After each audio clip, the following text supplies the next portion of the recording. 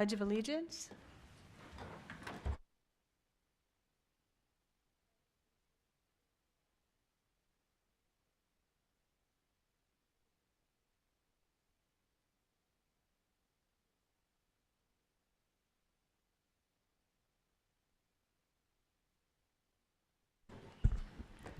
At this time, we'll take a moment of silence and ask that you please silence your cell phones as well.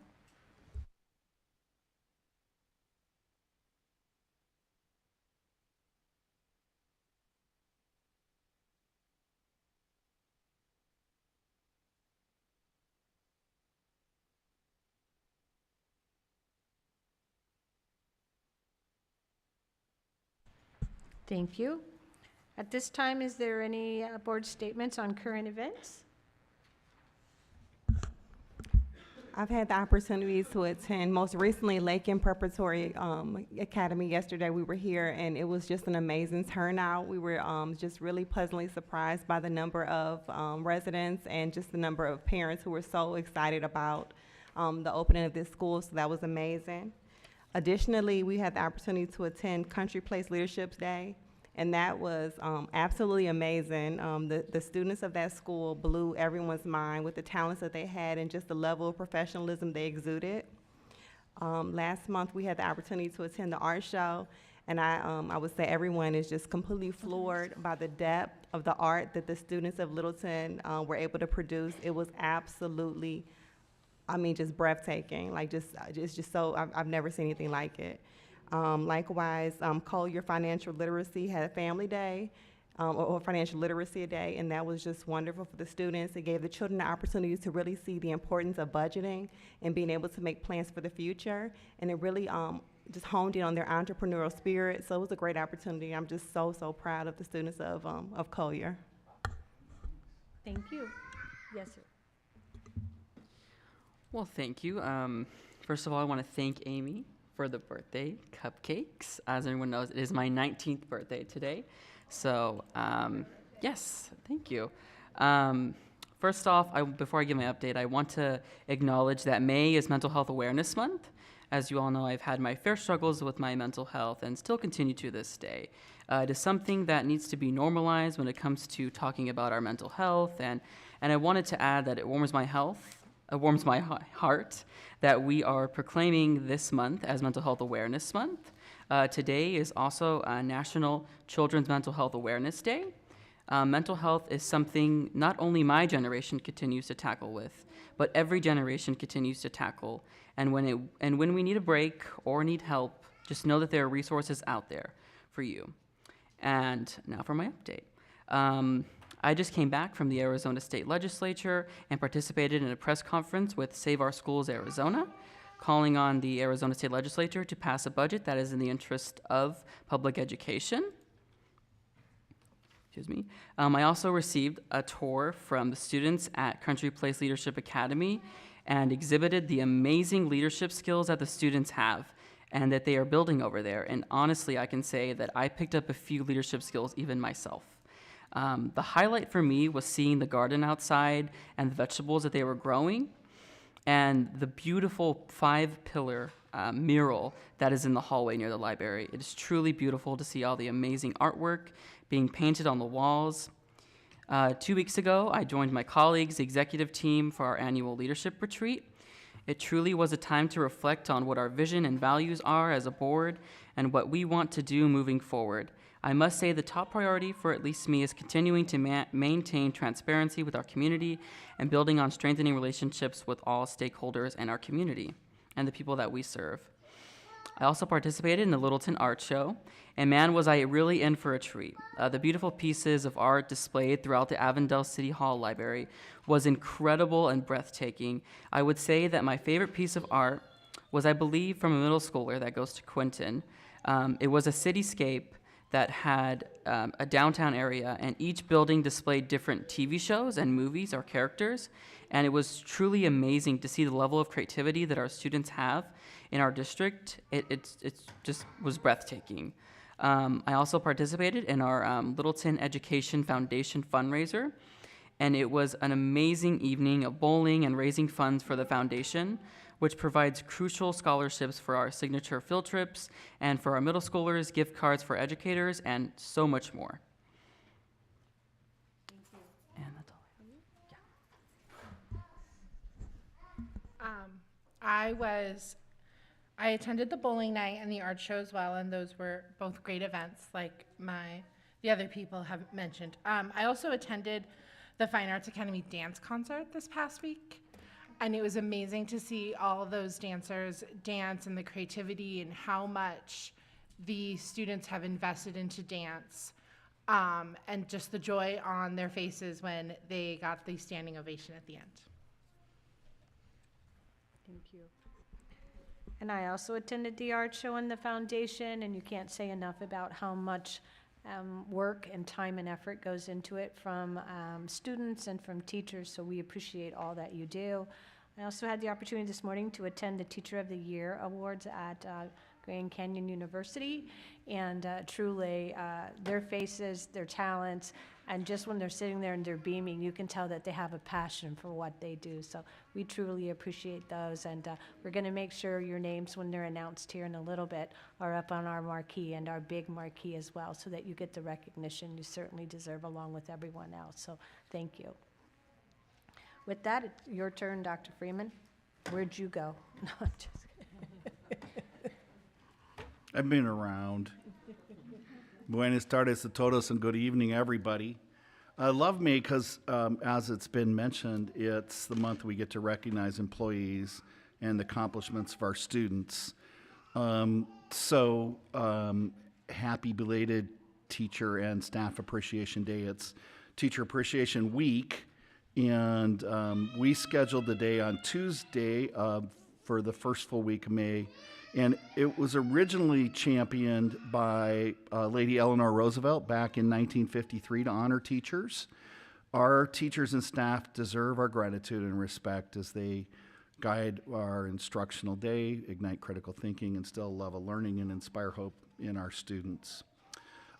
This is why we've designated the week as Staff Appreciation Week, and all of our staff members receive tokens of appreciation and thanks to the generous donations of business partners.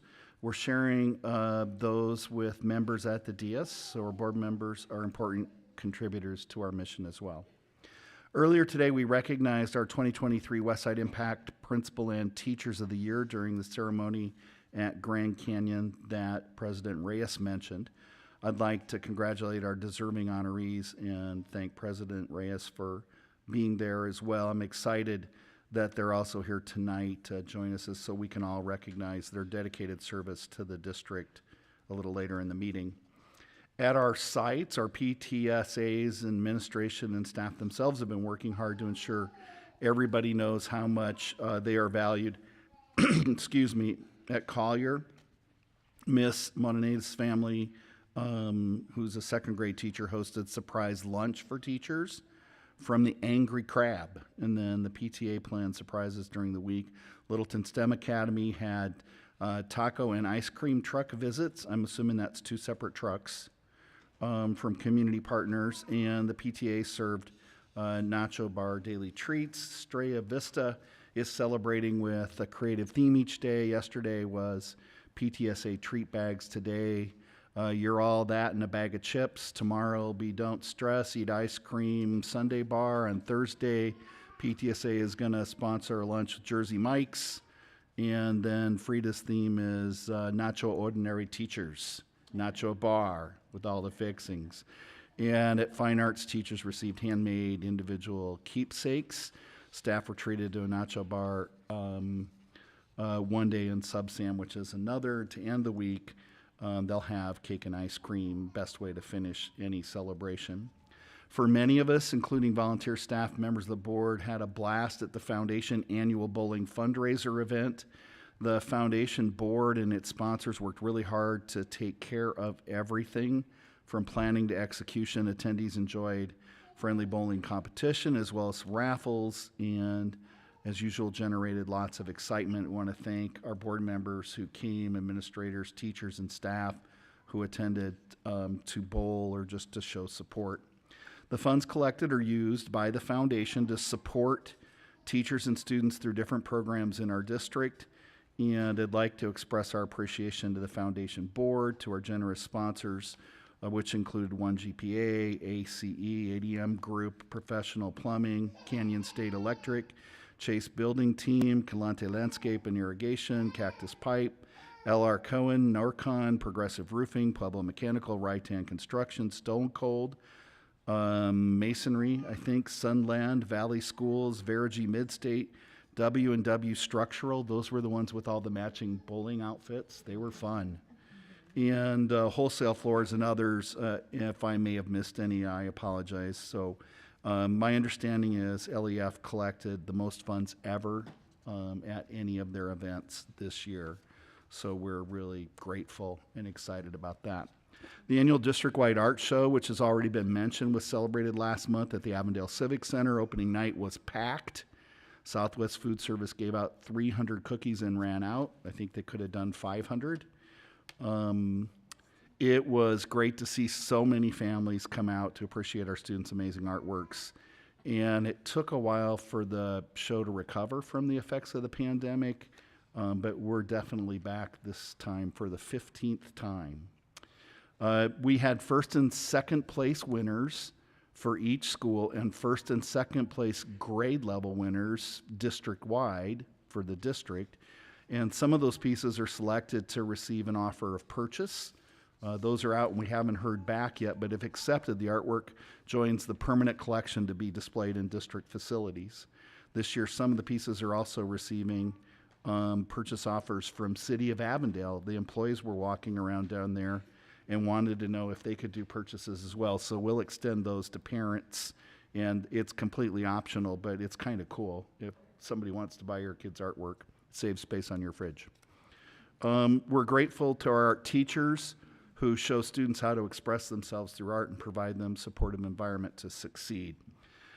Over at the Littleton STEM Academy, our student council and PTSA hosted Springfest 23 towards the end of last month, and they had food trucks, community business visitors, wonderful games, a spring egg hunt, dinner, dancing, races, prizes, and it was an awesome event that benefited the school and the community. Student council members who planned, organized, and ran raised over $1,000 in yard games and did a wonderful job. We're really proud of them and their go-get-em attitude in celebrating their peers and their community. At Estrella Vista, students received an award from Avondale City Council last month.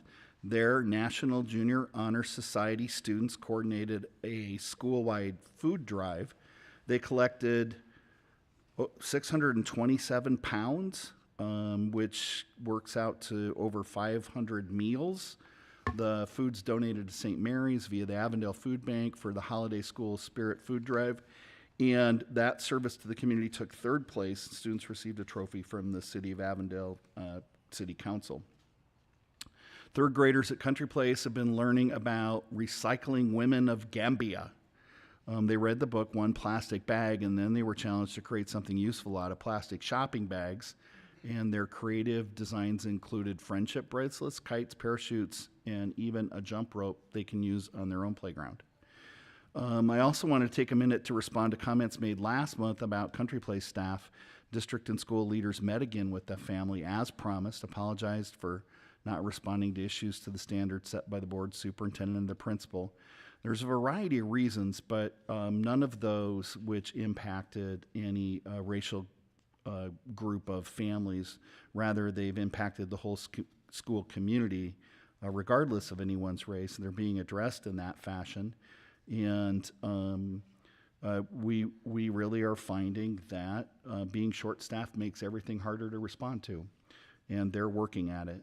The staff are a little frustrated because they're having difficulty addressing their concerns, but we're all saddened that we let anybody down. It became a racial issue for any part of our community, and as we've said repeatedly to our entire community, we're human and imperfect, but the way we work is to make things right. It requires us to listen, and the way we move forward requires the community to listen as well.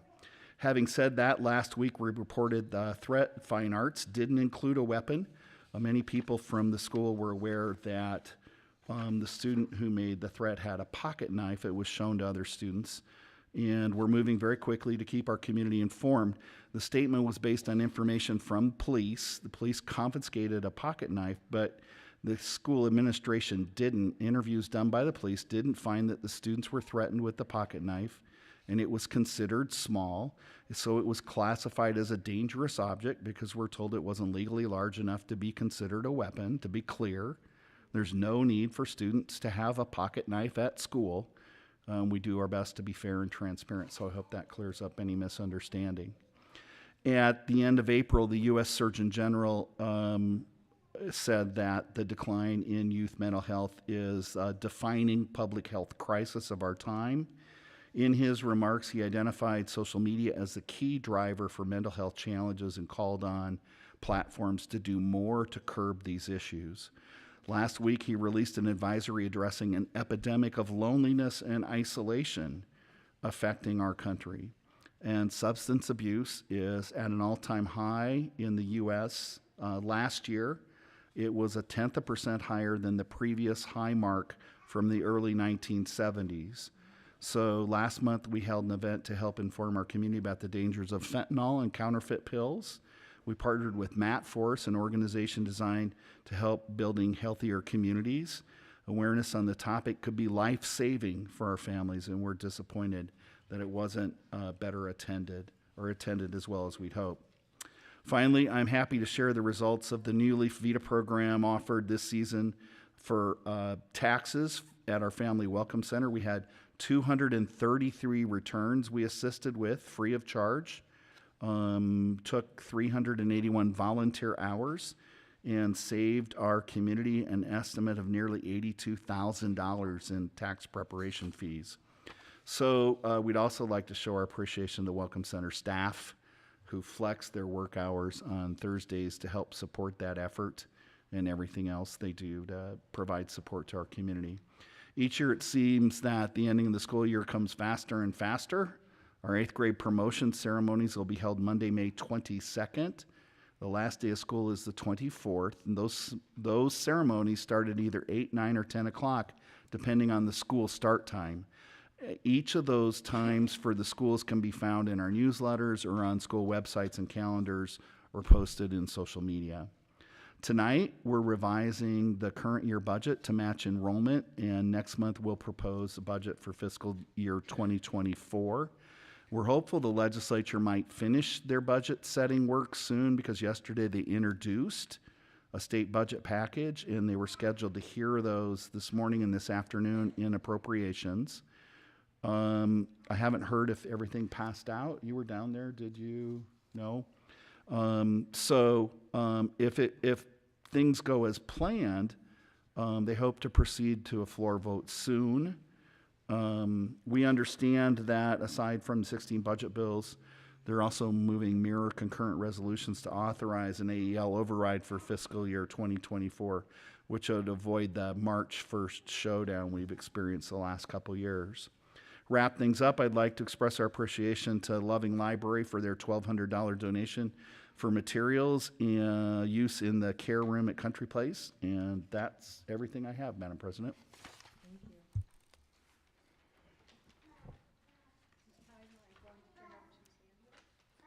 Thank you, President Reyes, members of the Governing Board, Dr. Freeman, and community. Tonight, I will be sharing our program showcase outlining our athletic program for our season ones for the spring for 6th, 7th, and 8th grade students, as well as highlighting the winning season teams and our athletes of the season.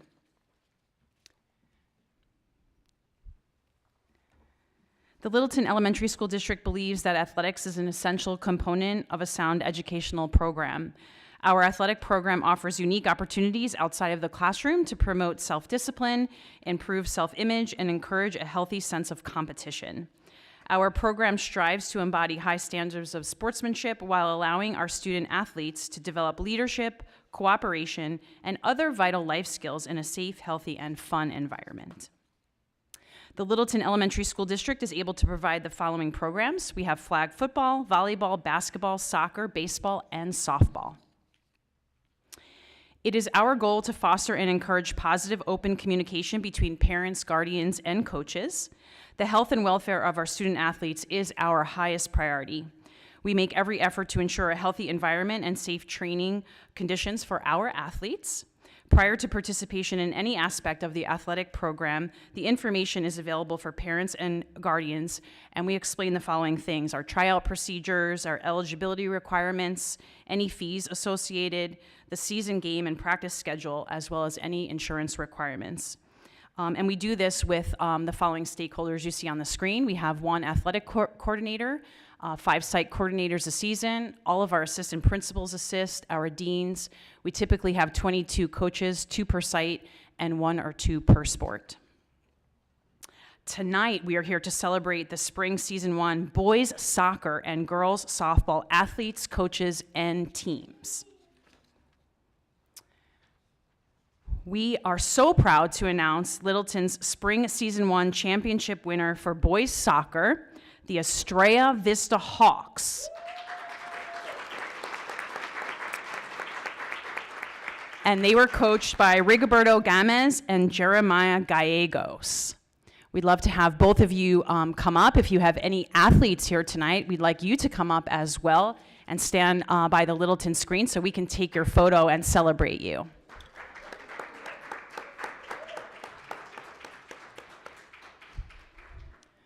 Dr. Freeman, President Reyes, do you guys want to come to the front? We have a banner there for the team. It's the soccer one. Yes.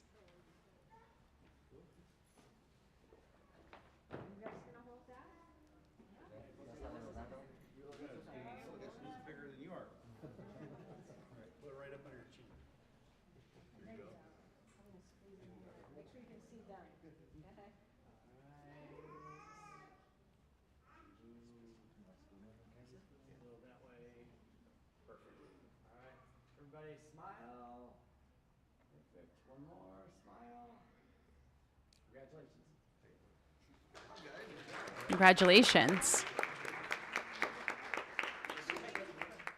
President Reyes, you might want to stay there because we have another. We are so proud to announce Littleton's spring season 1 championship winner for our girls softball team, and that is our Fine Arts Falcons.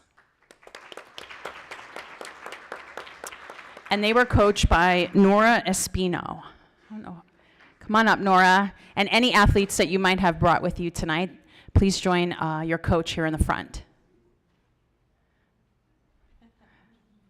Excellent.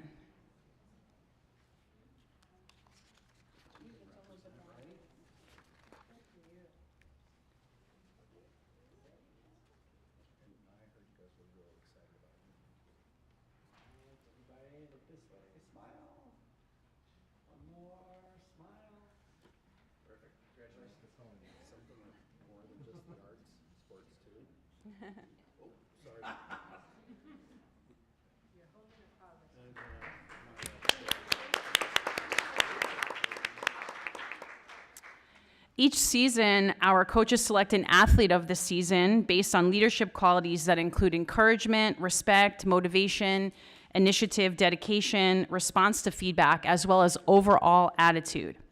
Coaches utilize a rubric summarizing how the athlete embodies and exemplifies the leadership qualities that I just mentioned, and how these characteristics positively impact individual and team success. We are so very proud to recognize our spring season 1 athletes. For our boys soccer team, we are recognizing Efren Martinez. Come on up. And Efren's coach said that Efren was moved around to a few positions early in the season, and he didn't complain one single time. He stepped up, he did everything that was asked of him on the field. Off the field, he was also a leader and a fantastic teammate. He was always willing to offer help academically as well as on the field. His attitude was always positive, and he did everything he could to make sure that we functioned well as a team. We are so proud of Efren.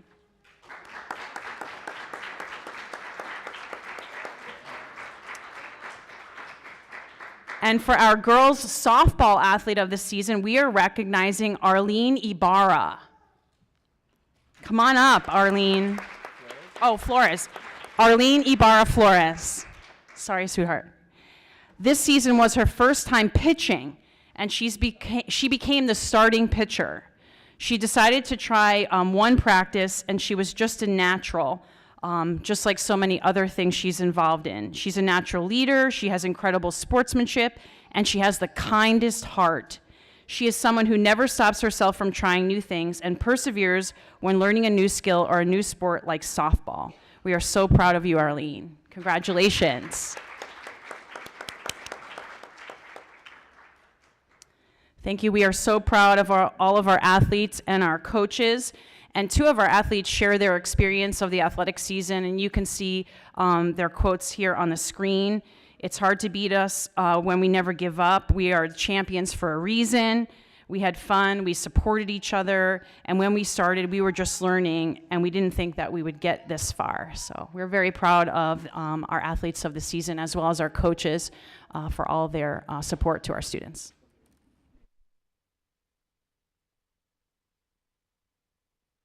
Thank you very much, and congratulations to all the athletes out there and parents, because it takes a lot taking children back and forth, so we appreciate you as well. I skipped over reading of proclamation, so I'm going to go back to that if I could, and my apologies. Marcus, do you want to read one of the proclamations? Okay, I'm reading the Mental Health Awareness Month proclamation. Whereas good mental health is crucial to the well-being of our families, schools, and communities, and whereas there is a proven connection between good mental health and overall personal health, and whereas many people experience times and difficulties and stress in their lives and should feel comfortable in seeking help and support to manage those times, and whereas with effective treatment, individuals with mental illness can make progress towards recovery and lead full, productive lives, and each business's, school, government, agency, healthcare provider, organization, and citizen has a responsibility to promote mental health and well-being for all. Now, therefore, be it resolved that the Governing Board of the Littleton Elementary School District proclaims May Mental Health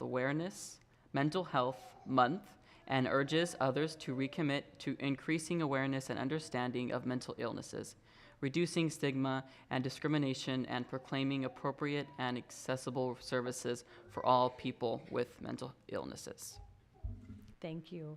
Amy, would you like to read Teacher Appreciation Week? Of course. Thank you. Whereas the impact and value that Littleton Elementary School District educators provide to our students and their families is immeasurable, and whereas teachers wear many hats, including, but not limited to, role models, mentors, motivators, coaches, listeners, and treasure hunters, and whereas teachers embrace students of widely differing backgrounds and often face a myriad of daily challenges, and whereas the almost 60,000 active teachers in Arizona workforce work tirelessly during some of the most challenging times we have ever faced, and whereas we are reminded every year during Teacher Appreciation Week to show thanks to our teachers for all that they do as they educate the children of our community. Now, therefore, be it resolved that the Governing Board of Littleton Elementary School District celebrates the second week in May as Teacher Appreciation Week and calls upon our community to share their appreciation to educators. Thank you both for reading those. Appreciated, and they're both very valuable proclamations. So with that, we're going to jump right into the West Side Impact Principal and Teachers of the Year, and we would like to have those individuals recognized, and we'll do that now. Yep, thank you. President Reyes, members of the Governing Board, Dr. Freeman, and community, I am honored to present to you this evening the West Side Impact Teachers and Principal of the Year. This year has been filled with amazing stories of teacher excellence as they work to support their students, schools, and our community. It is our honor to recognize their hard work as this year's West Side Impact Teachers of the Year. Each year, one teacher from each school within the Littleton Elementary School District is voted by their peers to be the West Side Impact Teacher of the Year. When I call your name, I'm going to read some statements about you, so please also join us up here by the screen. Collier Business Academy for Financial Literacy has proudly selected gifted teacher Miss Michelle Younghands. As someone we all look up to as a mentor and role model, Michelle exemplifies the district values of dedication, collaboration, and professionalism. On top of being our gifted teacher, she participates on the leadership team, the PTA, yearbook advisor, Mesa Club, robotics, and Read Better, Be Better. As a colleague who is easy to approach and quick to help in any way she can, Michelle has been an invaluable resource to new teachers on the Collier campus. Her organizational skills are on display daily as Michelle manages and facilitates the morning announcements, which are done in a timely manner with pertinent information. As a teacher, it's easy to see the positive impact she has on her students. She is always polite and professional with her students and colleagues. Overall, Michelle Younghands does it all, from mentoring teachers, being an effective team player, to setting high expectations for students. Miss Younghands is definitely one of the leaders of the pack, and we are so excited to have her as our Westside Impact Teacher of the Year.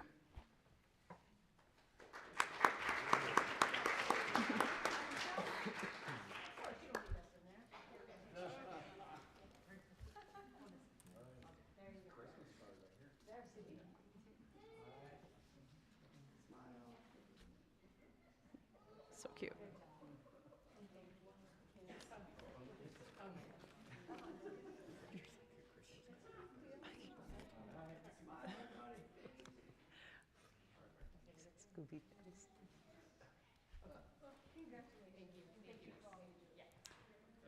Country Place Leadership Academy has proudly selected third grade teacher Miss Lynette Hill. Within the classroom and across the campus, Ms. Hill always strives to be an amazing teacher, coworker, and parent. Many coworkers recognize her for her patient personality, which has allowed her to work with the most challenging students and completely turn them around. Ms. Hill's positive and friendly attitude creates her to be a pleasure to talk to in passing and at meetings. She brings joy and happiness to any room or situation by just being herself. In the classroom, students say she makes every subject fun and goes out of her way to ensure that her students are reaching their full potential and giving them opportunities to grow. Outside of her teaching duties, Ms. Hill is also actively engaged in after-school events, from our winter drive-through to our Read Across America event and everything in between. You can always count on Ms. Hill to be there for the students and community. Also, she keeps our community informed using our school Facebook page and encourages staff to share the wonderful things they are doing in their classrooms so that she can share it with the world. You can always see her snapping some pictures to share too. Last but certainly not least, Ms. Hill has helped start up our school garden to make Country Place even more beautiful, and we appreciate her extending out the invitation for our classes to learn more about taking tours of the garden. We are excited to have Miss Lynette Hill as our Mustang Teacher of the Year. Estrella Vista STEM Academy for Engineering has proudly selected 7th grade ELA teacher Miss Madison Miller. Ms. Miller exemplifies our district values as a positive and professional person in every interaction. Her coworkers notice that she cares about every single student and staff member. Every day, Ms. Miller inspires us to keep learning and growing as a person and leader.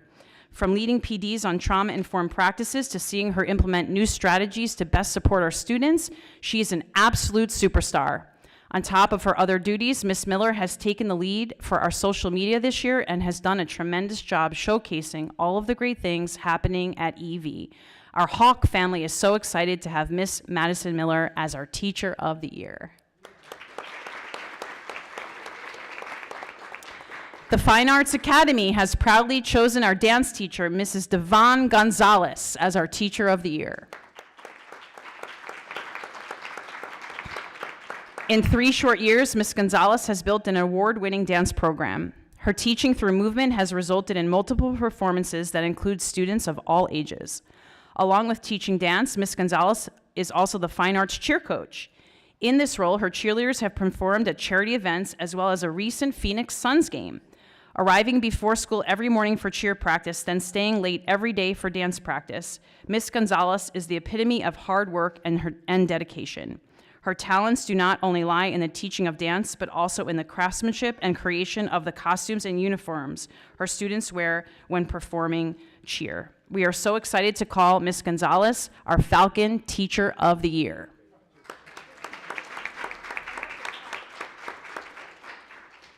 The Littleton STEM Academy for Computer Science has proudly selected 5th through 8th grade resource teacher Dr. Marie Bernadette Diate.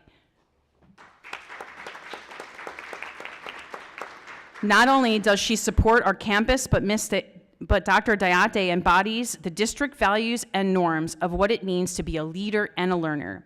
She completed her doctoral program this year and still managed to support not only her caseload, but our speech program and campus with her breadth and depth of knowledge.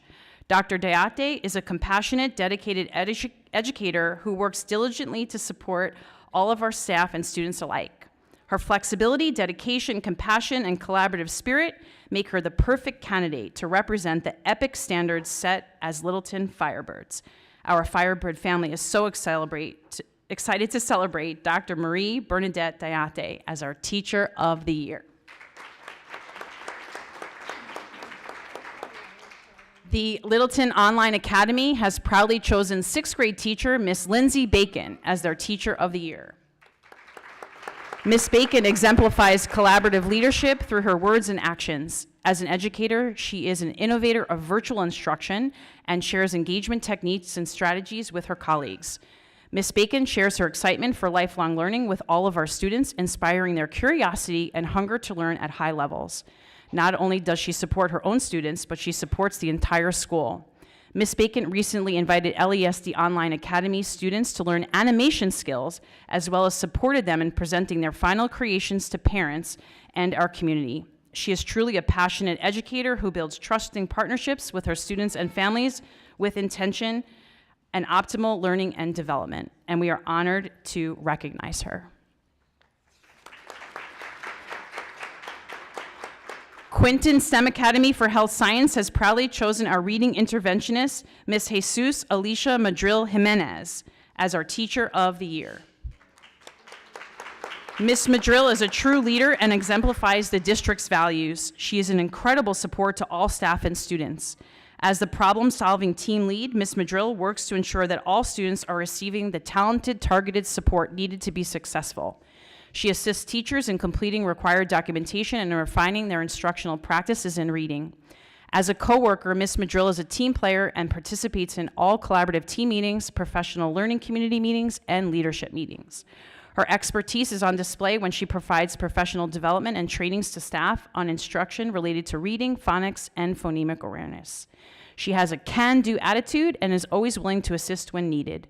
Shark Nation is so excited to have Mrs. Jesus Alicia Madril Jimenez as our Teacher of the Year.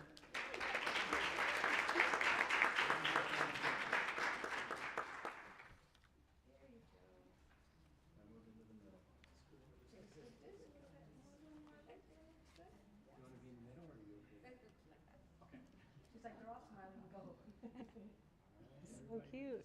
One more smile, look like you're all happy.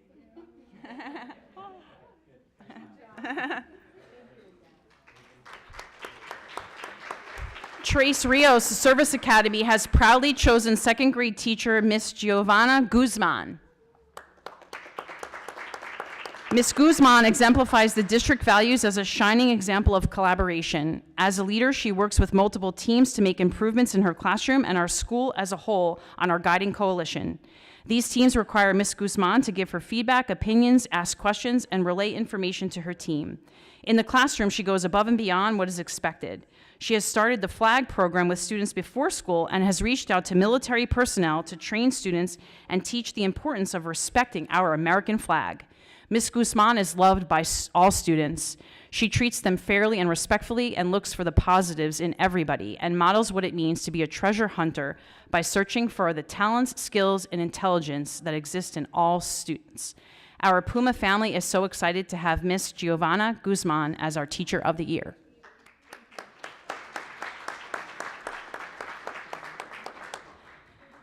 President Reyes, members of the governing board, Dr. Freeman, and community, I am also honored to present to you this evening our West Side Impact Principal of the Year. Westside Impact Principal of the Year, Estrella Vista STEM Academy for Engineering, Dr. Nicole Durazo. If I consider leaders who have inspired others, Dr. Nicole Durazo comes to mind. Dr. Durazo is an outstanding leader deserving of this award because she models humility and courage, authenticity and vulnerability, empathy and performance. Dr. Durazo is committed to the school and district mission, vision, and values. Our values are just not words on paper to Dr. Durazo. She strives to embody the values and firmly believes she must model these behaviors first and foremost. She works to build culture with students, staff, and community members, and first and foremost, she emphasizes celebrating personal and professional wins. She recognizes the commitment staff members have to our school and district, and she is constantly trying to show them appreciation. Dr. Durazo, we congratulate you.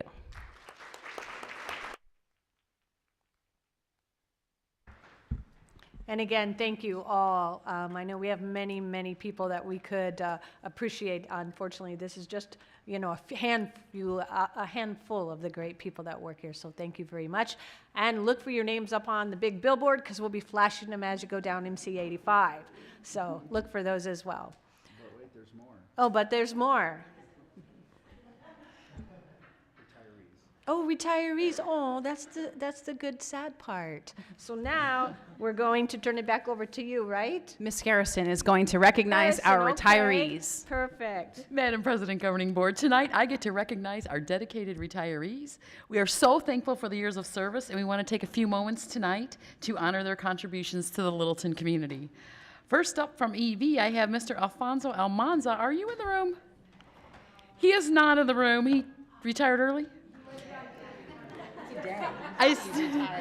Today. No. I do want to tell you that he was the lead custodian at EV, and he is a hardworking man. He started working at the age of 15 and hasn't stopped. He worked in construction and restaurants. In both fields, he would start at entry-level positions and would soon work his way up. The same is true when he started working in schools in 2003. He began his career as a custodian and soon became lead custodian. In 2007, he opened Estrella Vista and has kept the school in tip-top shape ever since. Anyone who walks the EV halls always comments that it looks so new and sparkling clean. This is all because of Alfonso. He is not only the best custodian, keeping our facility clean and running smoothly, he also cares deeply for students, staff, and community. He has often made suggestions on how to improve instruction and best meet students' needs. He looks forward to retiring in Mexico with his family and not using an alarm clock. He will be greatly missed, and we wish him the best.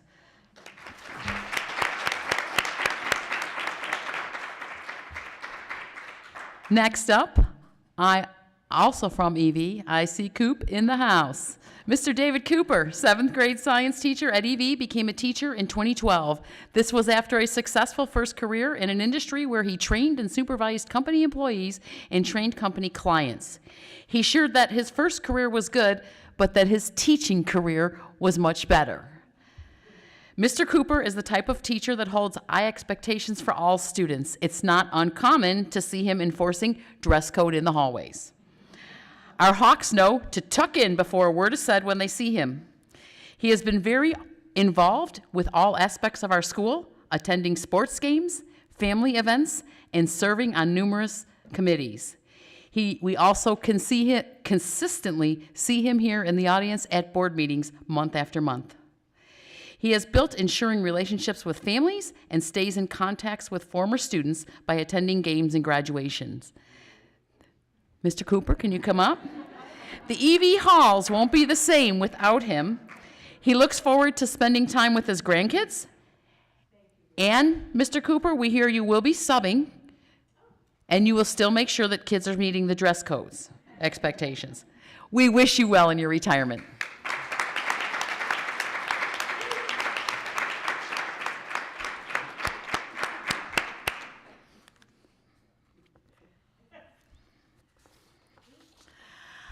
Our next retiree, also from EV, Miss Julie Willihan, art teacher at EV. She had a long career in teaching. During her time in the classroom, she has taught art, PE, drama, and kindergarten. Of all the subjects she has taught, she reports that art is her passion. She was one of the founding members of the Alternative Learning Center, later renamed Central City Academy, and worked for the Leona Group charter schools. After teaching many years in the charter world, she left to open an antique shop. That dream came to an end, but as one door closed, another opened. She received a call from Antonio Bryant to join the EV staff in 2013. She earned her certification during her first 2 years at EV and has been a phenomenal art teacher for the EV community. The halls of EV come to life every year with beautiful student artwork. This creates such a happy, warm, inviting environment for all of EV to enjoy. She is passionate about teaching art and sharing her love of famous artists and techniques with her students. We know she will continue to share this love as she enjoys retirement by taking care of her grandchildren until they start school. Best of luck to you in the years ahead, Julie.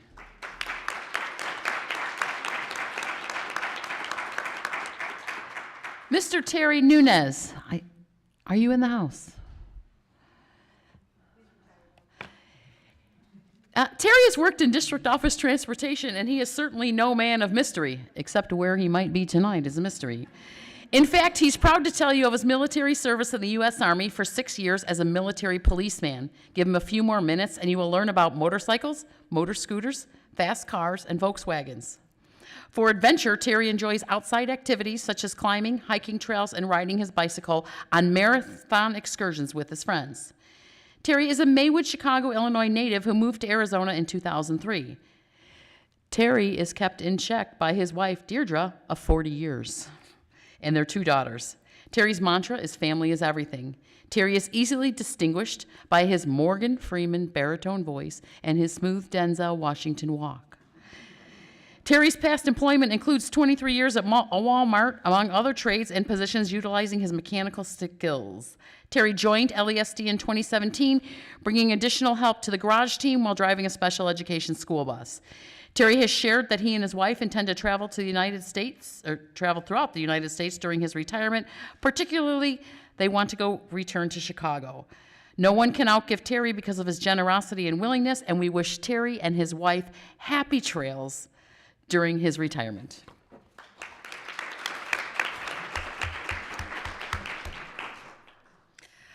Our next retiree is in the house, Miss Barbara Maddox, Collier kindergarten teacher.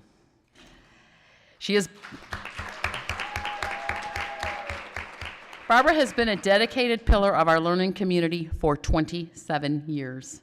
She is respected, loved, and cherished by Collier students, staff, and community. She graduated from Tolleson Union High School and then went off to Texas to attend University of Mary Hardin Baylor and earned her bachelor's degree. She signed her first contract here at Littleton for the 1996-97 school year. Interestingly, her contract for the 97-98 school year was signed by our current governing board president, Mrs. Kathy Reyes.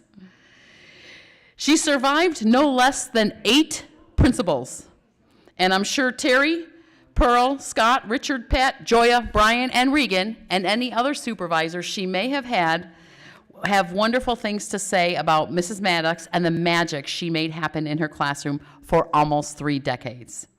We are very excited for her as she retires from teaching to take the well-deserved time to enjoy her beautiful family and her many grandchildren who also call Collier her home.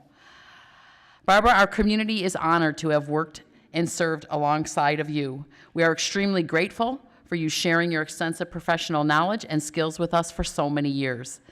Our hearts are happy for you. We'll miss you dearly. See you in Disney.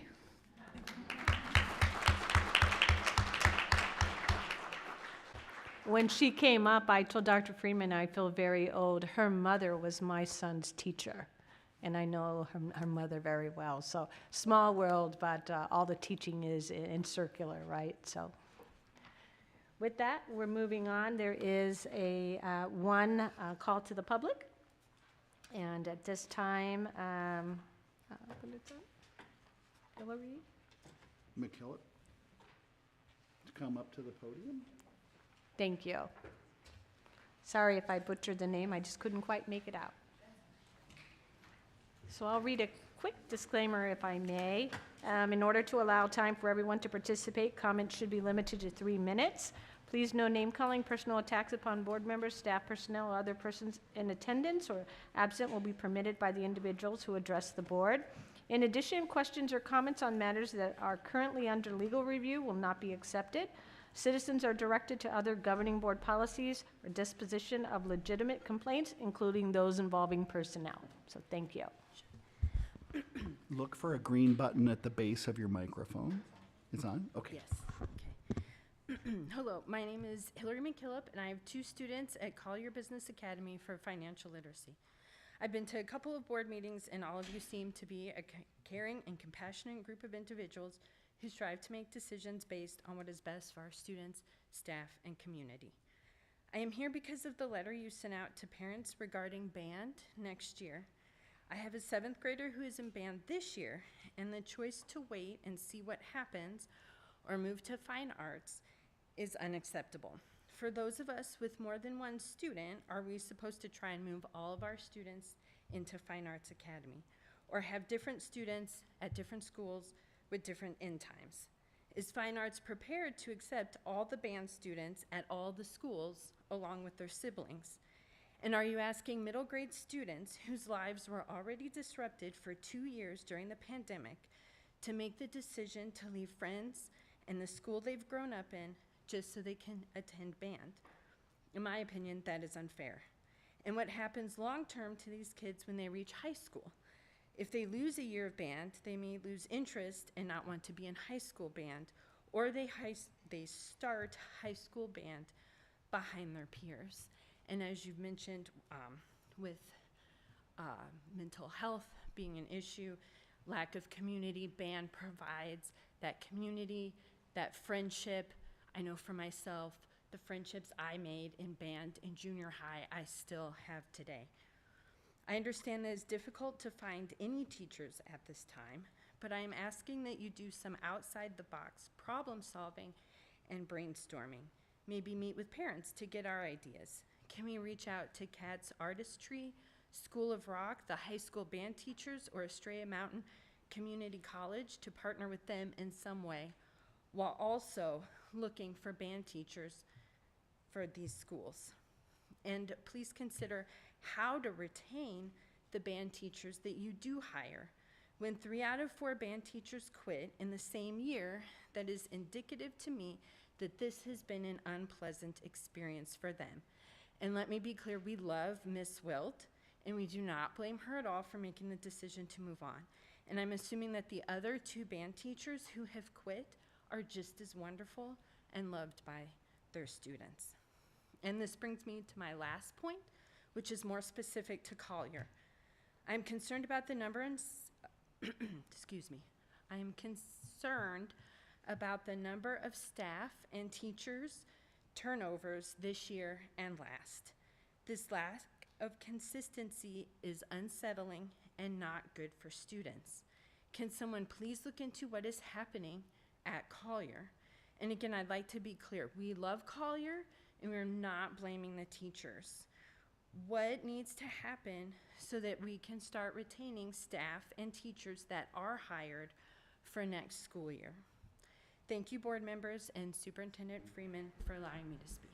Thank you very much for bringing those issues forward. We appreciate it. We'll ask Dr. Freeman to respond to whatever may be appropriate in writing. Yeah, well, we were. Thank you, and thank you, Madam President. Of course, losing band teachers was not in our master plan, and it is unusual to have that amount of turnover in the same year. We are usually looking for 1 or sometimes 2, and Dr. Haid has looked into that quite a bit, and what we'll do is gather some of her work and findings and put them in our report to the board. Thank you. I appreciate that. Next, we're moving on to the consent agenda. Is there any item the board wishes to be pulled from the consent agenda? Hearing none, then I'll ask for a motion on the consent agenda. I move that we approve the consent agenda as posted. I'll second that. Thank you. All in favor? Aye. Any opposed? Hearing none, the motion will pass. Thank you. Next, we're going to go to item 10. It is an informational item only, and the governing board is going to hear information on best practices and common pitfalls in open meeting law compliance. Thank you, Madam President. We'd like to introduce from Gus Rosenfeld, Jennifer McClellan, who's served as counsel to the board for, gosh, I don't know, a few years now. I've lost count. And so based on newness of members and making sure that we stay in good standing with the Attorney General and everybody else, we've asked her to come and go over, I think, some key points, some of the same stuff that you might hear at the School Board's Law Conference, but then some application to our district. Thank you for being here. Of course, Dr. Freeman. Thank you, members of the governing board. So again, I'm Jennifer McClennan. I work in this area and have for over 25 years. And so it's my pleasure and my honor to be able to come out to you and provide you with a little guidance on the open meeting law. It's always a little bit tricky and a lot of different rules that apply. So feel free to pepper me with questions while we go through this. Next slide, please. So first I wanted to talk about what our goals for today are.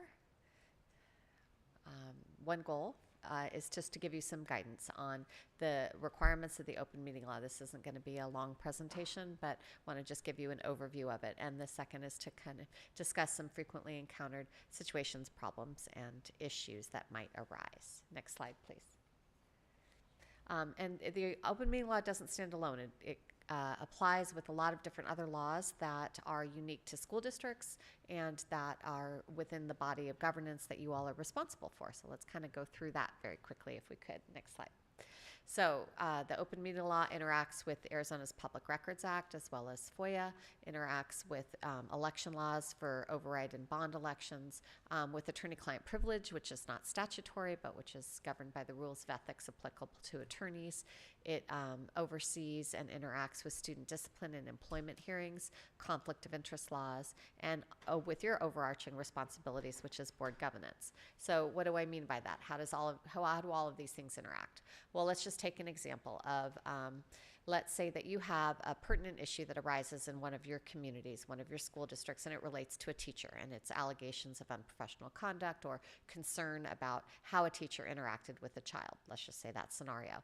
And you as board members will likely receive communication because you're involved in your communities and you know the people that are in them. So you may receive communication from an interested parent or somebody who observed the incident. Maybe it's on social media. Maybe you learn about it that way. So there are a few overarching rules that apply to both your board governance and to the requirements of the open meeting law with respect to that allegation. One is you get the email regarding this incident. You cannot forward that email to the remainder of your board members and have a communication that would exist that would begin a discussion about that matter, right? That would be a communication outside the bounds of an open meeting. That interacts directly with public records law because that communication, if you created it, would be a public record. So that's one of the ways in which that applies. Let's say you are very concerned about this matter, and so you begin to talk with teachers and staff members about what they saw, what they learned. You want to report this information to Dr. Freeman's team. Well, that kind of governs your role as board members and whether you're kind of getting too down into the weeds of what this interaction was without letting the administration do their due diligence and do their investigation. Why is that important? That affects the conflict of interest laws. If you as a board member gain information about a matter that might come to you in your role as a board, that could potentially preclude you from ruling on it. So let's say this information was serious enough to require the district to pursue this teacher's termination. If you as a board member got involved in the investigation part of it, then you wouldn't be able to sit as the governing board member to hear it out. So that's how the conflict of interest law would apply. And then finally, with respect to the open meeting law, we talked a little bit about how this overarching requirements are that you would have to complete all of the review of this instance, the teacher termination potential, the other items. You would have to complete that within the boundaries of the open meeting law. And so that would be how all of these things might apply together. Next slide, please. So a quorum of the governing board is prohibited from taking legal action. That means with respect to you, it's 3 board members because you're a 5-member board. In my client Fowler Elementary, there are 3-member boards, so 2 of them cannot speak because that's a quorum of the board. Phoenix Union has a 7-member board, so they have a quorum of 5. So depends on how many board members you have as to what your quorum is. And discussion is prohibited along all venues, social media, email, or in person. Next slide, please. The requirement is that all board meetings be held in public. So you're required to attend and listen and deliberate in the public eye. And any legal action has to occur in the public as well. It's a part of the Sunshine Laws, along with the Arizona Public Records Act. Next slide. A meeting is defined as the gathering either in person or through technological devices of a quorum of the board where they would discuss, propose, or take legal action. So it doesn't matter if you're actually in a room, if you're meeting by Zoom. One exception to this is sometimes I get asked the question, well, what if I, as a board member, want to state my position on the record? What if I'm talking to someone from the media and I want to go out on a limb and say, let's just say something easy, I'm adverse to not raising the AEL limit, and you want to speak about that. Well, you're definitely telegraphing your position, and you may have an occasion to telegraph that position when you're as a member of the board, but there's a specific opinions that find that that is not a violation of the open meeting law. So you don't give up your First Amendment rights when you become a board member and have to comply with the open meeting law, but you do have to be very careful about the association and the discussion part. Next slide. Besides your governing board, what other requirements might the open meeting law have with respect to your school district? One is if you, as a board, establish advisory committees. So I'm not specifically aware of any Littleton advisory committees, but other school districts and Dr. Freeman's shaking his head that you do not have any. Other school districts do. So for instance, I do some work with Scottsdale Unified. Their board set up an audit committee, and so they have a specific committee that reports to the board that they set up. That committee has to comply with the open meeting law. There is an exception, and ASBA published a policy advisory this week that states specifically that if you have any committee that is considering textbook adoption, that committee by statute has to comply with the open meeting law. And superintendent committees do not, in my opinion. Next slide. Agendas, how specific do you have to be? Well, you don't have to, if you have an executive session, and we'll kind of go through the requirements for that, you don't have to give away the intent behind the executive session privilege. So I'll go through that with some other examples, but you do have to give enough so that the public can tell what you're talking about. So for instance, you have to make sure that you aren't discussing items on the agenda that aren't listed broadly enough. I'll give you an example, one that surprised me. During the COVID-19 pandemic, one of our clients had an item on their agenda to reconsider the delivery of education models. They were in a hybrid model and they were going to reconsider it. And when they got to that, and that was how the agenda item was listed, when they got to that agenda item, the board voted to close the schools so that all instruction was online. My mind, that was one of the instruction delivery methodologies. They got an open meeting law complaint about that, and the Attorney General's office sided with the complainant on that and said, nope, that wasn't specific enough to tell the public that you intended to potentially close schools. So had they had the word school closure, delivery model, and school closure, they would have been fine. But that's one example. Again, that might have been a very extreme sort of political hotbed of a topic, so I don't know that that's how it's going to be seen in all eyes by the Attorney General's office, but that's one example. Next step. Agendas. So you all had the brief summary of current events that I heard, and that's exactly what it's supposed to be. Only the board members in question and Dr. Freeman are permitted under the open meeting law to give a brief summary of current events. So for instance, you couldn't have a standing item that would allow Dr. Haid to give a current event summary. It can only be under the open meeting law of board members and the presiding administrative officer of the district. You also have to be cautious during your current event summaries that you aren't proposing or taking legal action on anything that you are discussing, and you're also not supposed to initiate a discussion of the items. Next slide.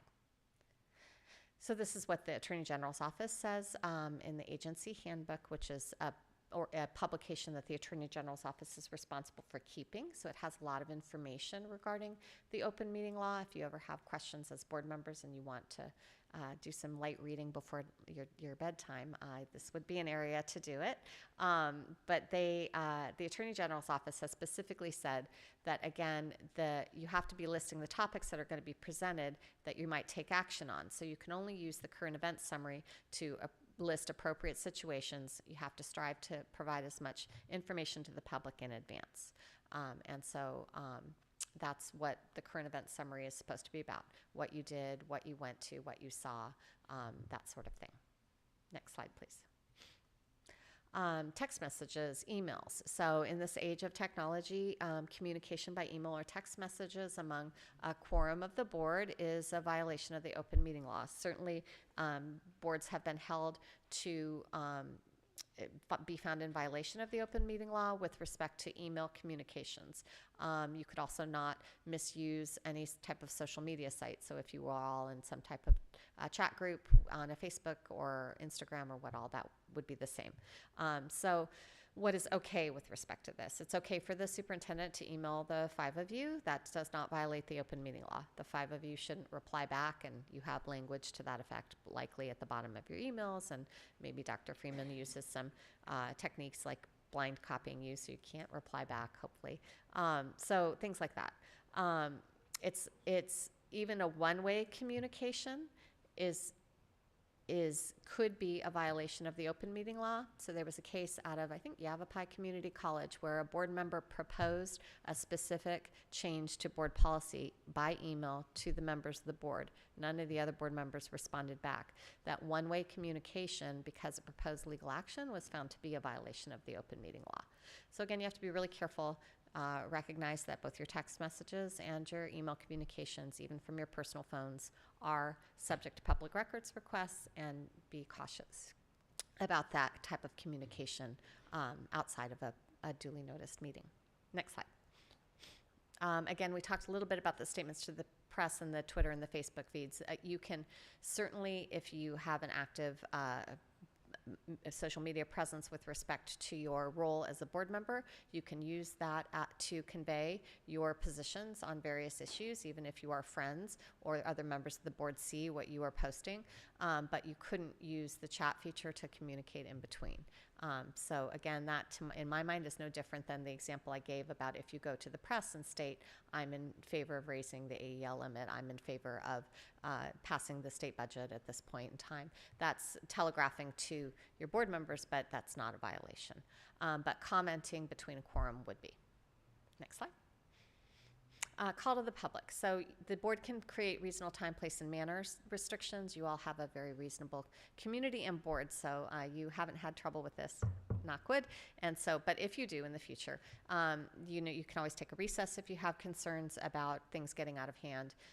You can give the opportunity for everyone to register their support or their opposition. Your job when it's called to the public is to be good listeners, right? So to listen, to not interrupt.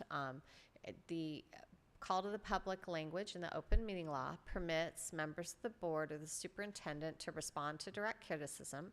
Any of you can ask that Dr. Freeman put a matter on a future agenda. Any of you can ask that the administration look into an issue. But you can't get into a dialogue or discussion among yourselves or with the public about what was said. So the open meeting law is very specific about that.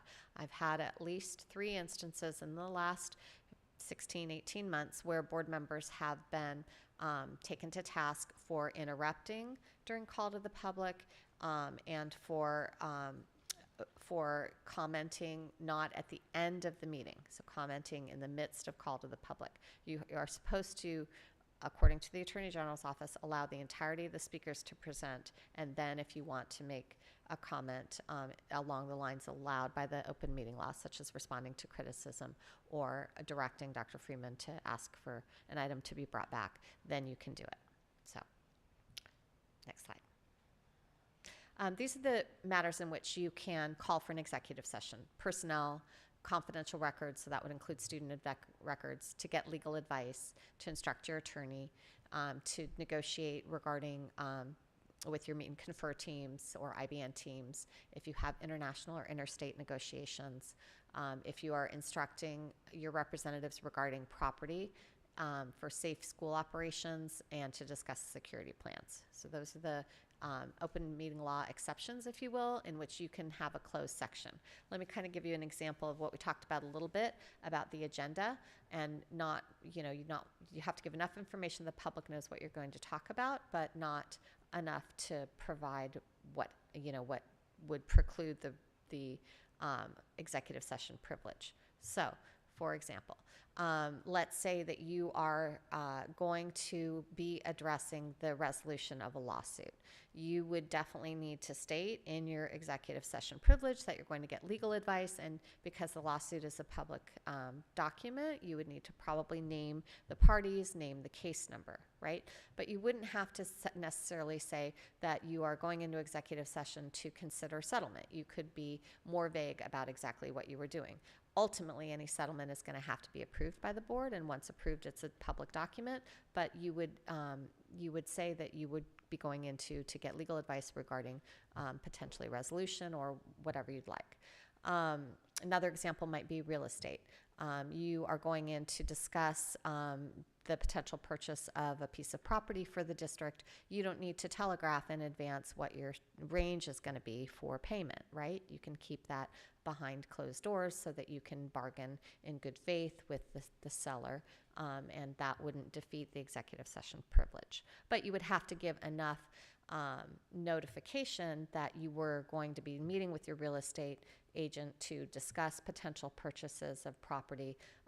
You might not have to list exactly which property that you're looking at, but you would have to give enough that the public would need to know what you were doing. So it's nuanced. I'd always advise that you all get legal advice when you're looking at drafting executive session language. Let me kind of give you another example on the personnel item. The personnel item isn't as broad. It requires that if you're going to discuss any person that in executive session, that individual employee or applicant be given 24 hours notice prior that they were going to be discussed in executive session, so they have the opportunity to hold this discussion in open. For instance, I've often asked, unfortunately, our school district's experiencing extreme downturn, and we want to go with the board in executive session with you and discuss reduction in force. That's a hard call, right? Because the general discussion of a reduction in force and the money woes that client might, or that school district might be experiencing in general, is going to have to be discussed in an open session. There's not going to be a specific privilege to discuss who's going to be selected, how they're going to do the reduction in force behind closed doors. So these are, again, difficult, nuanced variables when you're setting executive sessions in particular.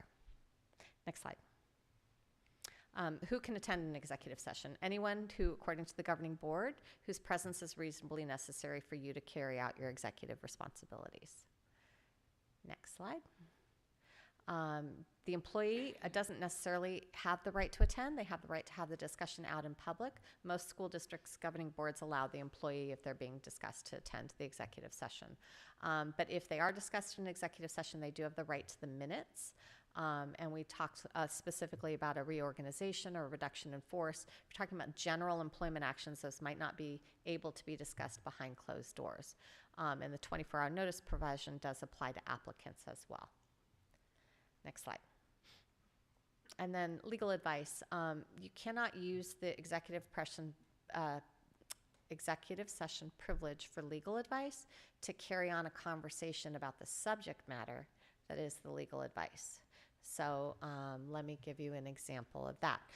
Let's go back to the beginning part of our story. You have a teacher, the teacher acted unprofessionally. I gave you some scenarios about how all those laws interact. Let's say that it does come to the board's attention that you're going to be adopting a statement of charges against that teacher, and you call for an executive session to get legal advice about that statement of charges. Statement of charges is the document that you would use to fire a certificated staff member. So you want to go behind closed doors to discuss that. You can do that to get legal advice. But if the conversation naturally evolved into discussing what you want to do with that staff member, whether you think that the administration proved its case, whether you think it's right or wrong. That discussion, that deliberation can't be done behind closed doors, because then you've been broadened beyond getting legal advice. According to the Attorney General's office, the legal advice privileges should be the legal advice is given and you all ask questions that you have. So it's not supposed to be a more evolved discussion. Next slide. That's it. So quick and dirty. So, but I'm happy to answer any questions that you all have about any of my examples or any of the information that I gave you today. Any questions? Hearing none, thank you for coming. Also, I just wanted to recognize you were the ASBA Lawyer of the Year, Thank you, as Ms. I Reyes. understand it, in 2022. So Ah. congratulations. Thank you very much. Well deserved. So thank you for coming. I appreciate that. It's been my honor, my privilege to be your all's attorney for many years. So thank you very much. Moving on to item 11, and this is a public hearing, correct? So at this point, I'll state that the meeting is being recessed for the purposes of a public hearing on revision number 1 of the expenditure budget for 22-23. And I don't know if there's any comments or questions. Madam President, I think comments and questions we can do at the end of the presentation for board or community. All right, so there is no public that wishes to. I know, I'm just saying, I'm giving them another chance. If there's no public willing to come forth, then at this point, it looks like I will reconvene. He has to present, doesn't he? Yeah, Oh, okay. he's going to present changes, and then that might stimulate comment. Okay, so you're going to do, this is the action. Okay. Yeah, Madam President, thank you. Members of the governing board, Dr. Freeman, Littleton community. This evening, we will be reviewing the fiscal year 22-23 budget revision number 1. All districts may revise their budget up to May 15th. The 15th is the last day in statute that allows for a revision each fiscal year. This revision allows the districts to capture any additional funds from growth over the course of the year or revise down to match the Department of Education's calculations. The district did not have any changes to the M&O general budget limit from when we adopted in July. While there were some adjustments made inside the budget, the district was able to keep the full M&O budget brought before the board in July. One of the adjustments made included an increase in ADM. When the district adopted the 23 budget in July, the district estimated average daily membership of 5,480. This was an increase of 157 from the prior year, or a 3% growth. This revision captures an additional 6.68 ADM, bringing the FY23 budget year ADM to 5,486.68. The district did also see a positive adjustment in the Group B weight add-on. This is additional funds the district receives for student classifications like ELL, gifted, or special education designations. We did have other adjustments based on Department of Education calculations. The district adjusted the carry forward in this budget based on the annual financial report presented in October, as well as small adjustments to the Prop 123 add-on funding and an ADM audit conducted by ADE during the fiscal year. As always, the revised budget has been aligned with expenses and distributed budgets in each category as well as appropriate function.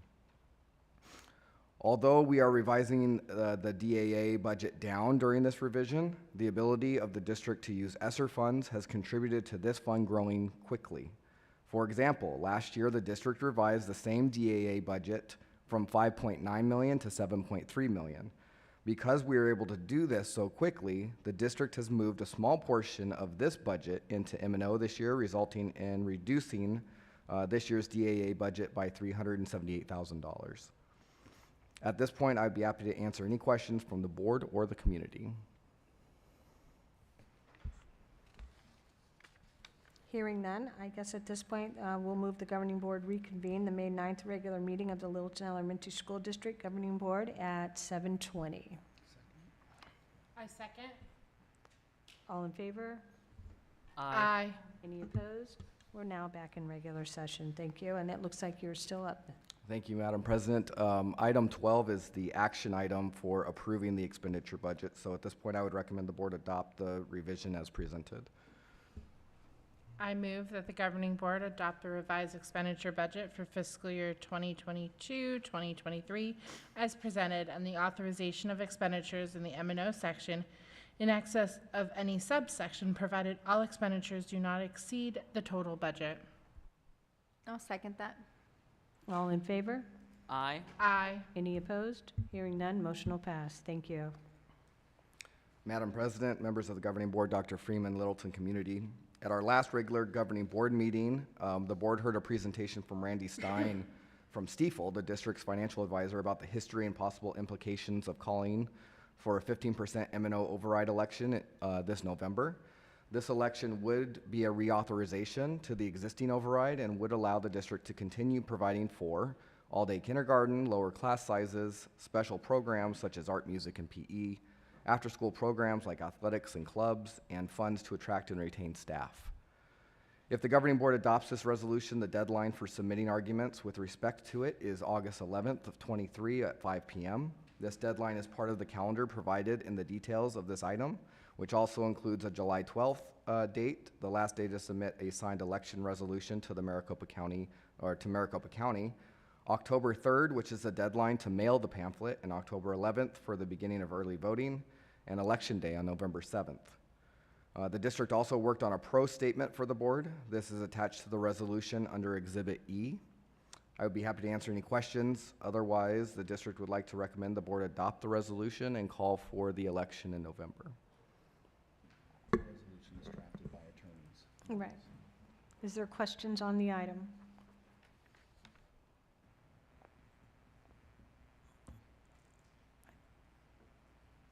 This is an action item, so I would need a motion. I move the governing board adopt a resolution ordering and calling a special election for the 15% maintenance and operations budget override to be held in and for the Littleton Elementary School District Number 65 of Maricopa County, Arizona on November 7th, 2023. I second. Thank you. All in favor? Aye. Any opposed? Hearing none, motion will pass. Thank you. And just for the record, the resolution is prepared by the attorney. Next, back to you, Mr. French. Madam President, this item is a culmination of two prior meetings where we discussed potential compensation for staff next year.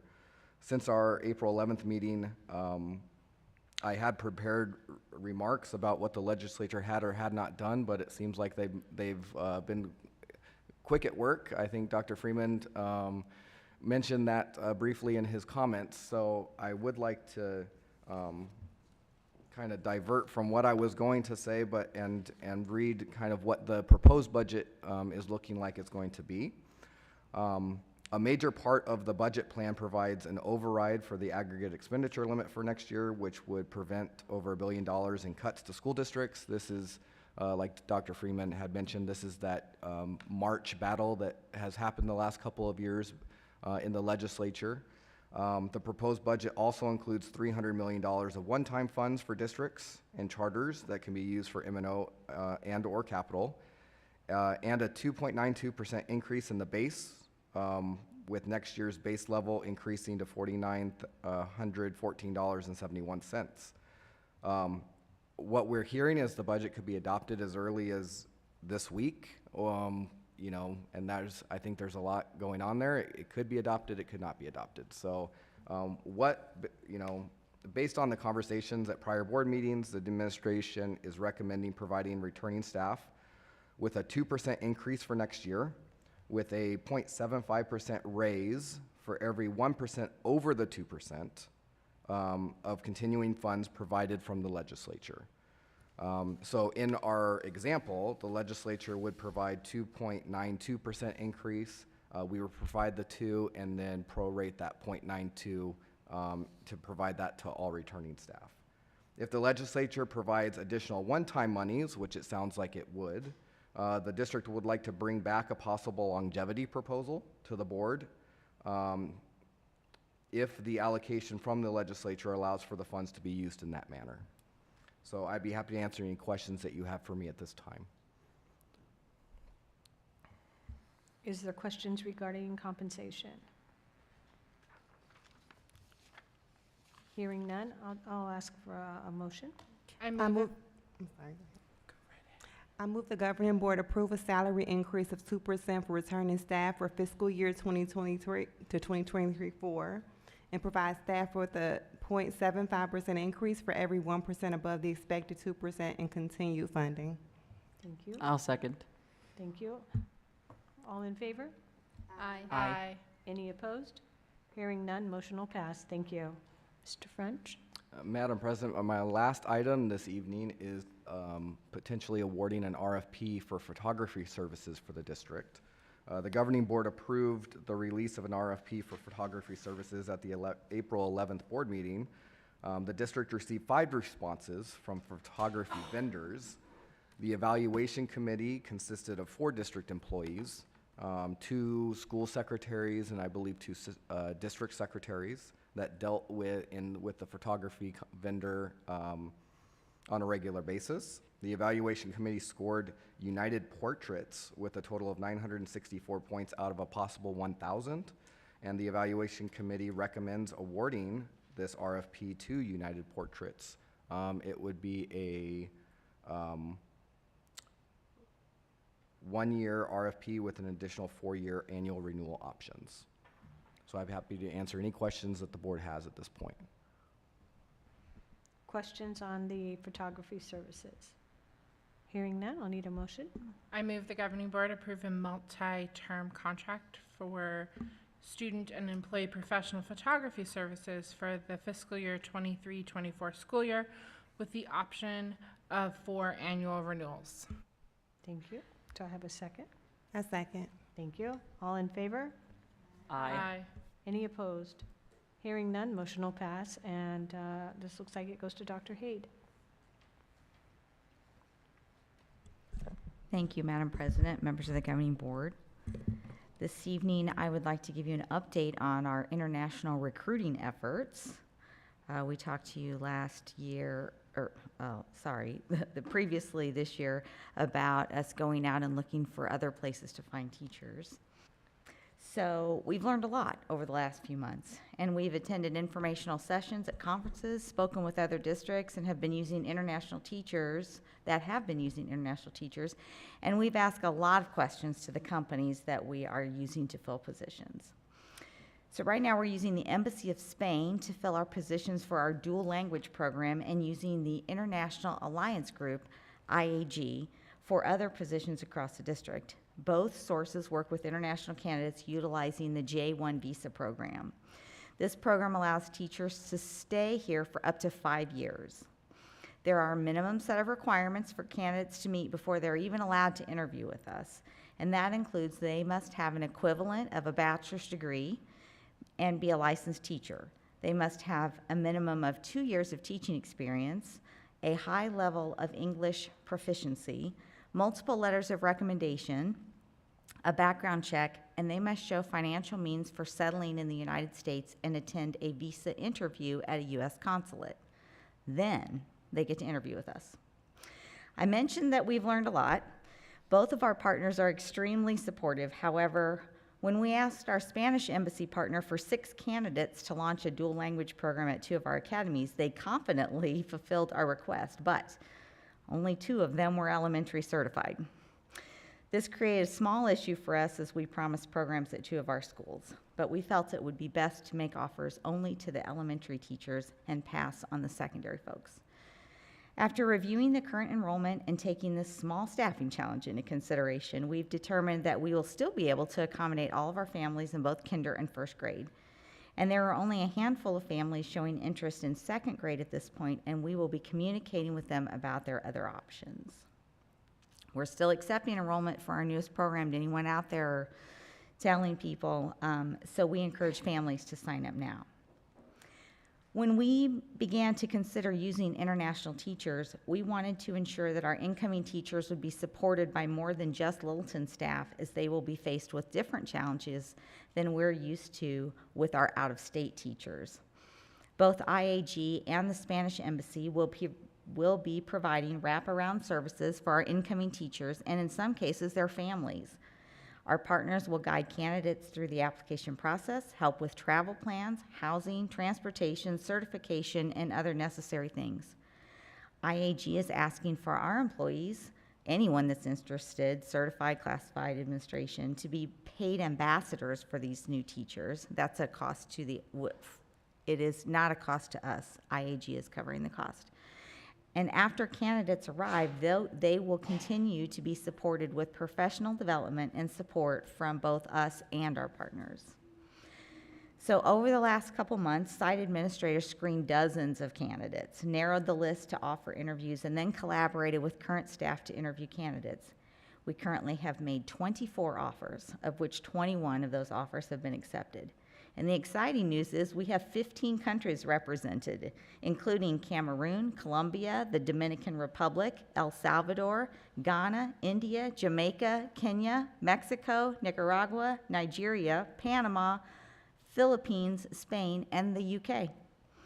We'll keep you posted on this exciting new opportunity to put quality teachers in front of our students. And I'd be happy to answer any questions that you might have this evening. So Dr. Hay, just for clarification purposes, you stated that they had offered some options for the Spanish Embassy, but only 2 of them met the requirements for elementary. So primarily the focus would be that kindergarten and first grade. Is that to mean that the second graders are not going to be able to participate in that program, or are we still looking to fill those positions? Member Barnett, we do have a couple of people that have shown interest that have bilingual certification, and so we'll balance that with the need to see what that will look like. But however, right now with our Spanish Embassy candidates, it is only K1 because of the need for them to learn early literacy and math skills. We felt that that would be the best option for our students. But next year, we know more specifically what to ask for. Other questions? So just so I can get clear, so we're only offering the Spanish option to learn Spanish just to our kindergartners and first graders at Lincoln and Trace? Just at Lincoln at this time. Oh, just at Lincoln. And so it will actually be 2 teachers, and they will share Spanish and English teaching. So we have more than enough spaces to accommodate all of the people who have requested the program in kinder and first at this time. Okay, thank you.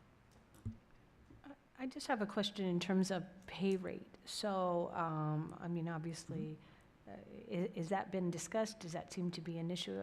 And benefits, I mean, for these people coming here, this will be a new healthcare system. This will be a new retirement system. And will they be in the retirement system? Are they allowed to enter into Arizona State retirement? So President Reyes, members of the board, when we place the teachers, we will place them just like any other person with their experience. The deductions and things that they qualify for are different in different years. They're different in year 1, year 2. They start contributing at different rates and different times. And so that is part of the different things that we're looking at. And so the compensation rate will be different, sort of like if I have different deductions than another person with my same salary. Our take-home pays will be different. And so there are years where they will not be able to contribute to the Arizona retirement system, but then after they're here for a couple years, they are able to contribute. Healthcare, we will not be offering healthcare to them. We do not have the plan that is required, and so our partners take care of that for us. Interesting. Oh, thank you. That's all I had. I mean, I have a lot, but I got to get that all through. It's a lot. Yeah, it's exciting. It'll be. It's just a lot I can't imagine what they must have, right? Their questions. And will you assign teachers with them to just kind of be their mentor during the day? I mean, just to get around and go to lunch and things that are so basic, I think would be different, maybe even scary to them, like where they live and stuff like that. Probably so. Our site administrators do a really good job of like the buddy program at their sites, but then also we are working on dedicated staff to help our international students. Particularly, we have the pipeline program through NAU, and Tolleson Elementary also has international students, and so one of the staff members actually helps the Tolleson one, so that we're going to continue that on in our district because of the same person is able to do that. Are they, No driver's license. right, I'd Not say no yet. socials. No social Are they yet. teaching now? They are. All of them are required. IAG requires 2 years of teaching experience, and they have to currently be teaching Okay. in order for them to come. But the Spanish Embassy requires 3. The Spanish Embassy has more stringent requirements. The nice thing about the IAG partnership is the gentleman that owns the company was the human resources director at Phoenix Elementary School District. And he employs the former superintendent at Phoenix Elementary to help with the benefits and the pay and helping districts align everything that they need to. Also, there's a former director of certification that works for IAG. And so there are some people that we already know, and they're Arizona people, so we feel confident in their abilities. One more question. How do they make their money? I mean, we know we pay teachers, but how do they make their, I mean, what's in it for them to send us, help us find 21 teachers? How do they get paid to survive as a company to be able to provide this service? Madam President and other members, we actually pay a fee for that. Oh. And what happens is some of the things that we don't have to match for them because they're not charged like FICA in their first year and things, we will be able to recoup that fee over year 1 and 2 to make it cost neutral. What Yes. what kind of fee? I'm just curious. What fee do we pay?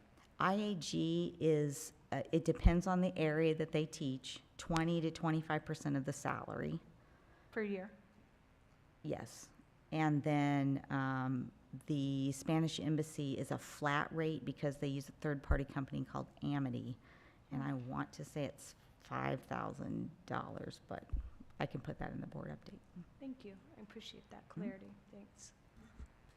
This is an informational item as well, so we will, looks like we are going back to you, Dr. Haid, for classroom site fund information.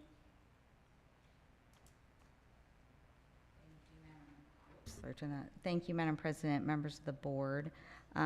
As is typical, we bring to you changes for the classroom site fund. This is for information only, as it is not a voter-protected act anymore.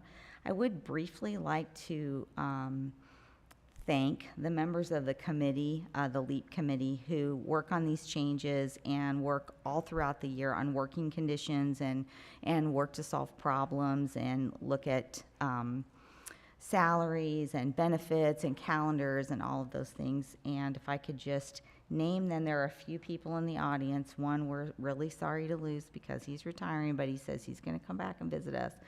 Ms. Bertha Plaza, Cody Chairland, Cynthia Landis, Danielle Van Dalen, David Cooper, Don Robinson, Eileen Lieberman, Lonnie Fife, Marissa Short, Mary Messich, Mike Cagle, Nancy Morgan, Robbie Ann Musil, and Sue Garrison.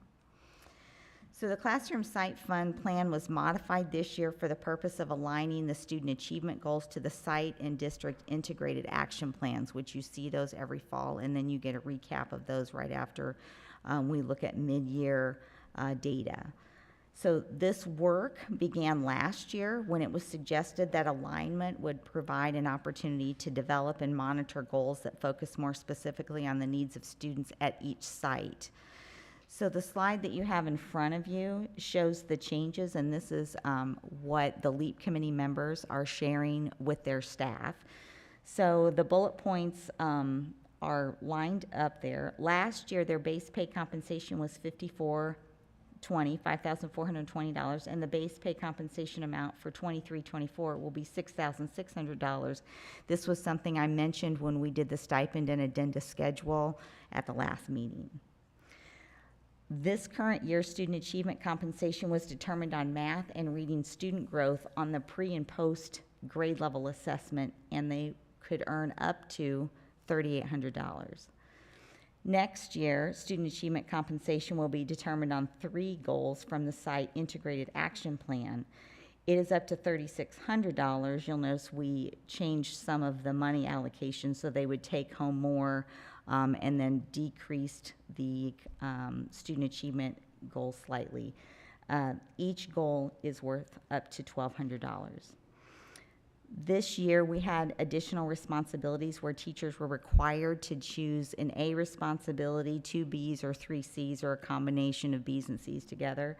Next year, additional responsibility levels will be As only, and they will be selected based on specified committee criteria. So the plan is simplified, but we feel like it's much more focused to the work that's going on at the school, and actually the superintendent's goals have been aligned to that same work, and so we feel like we can state a specified target goal and see how that works for us.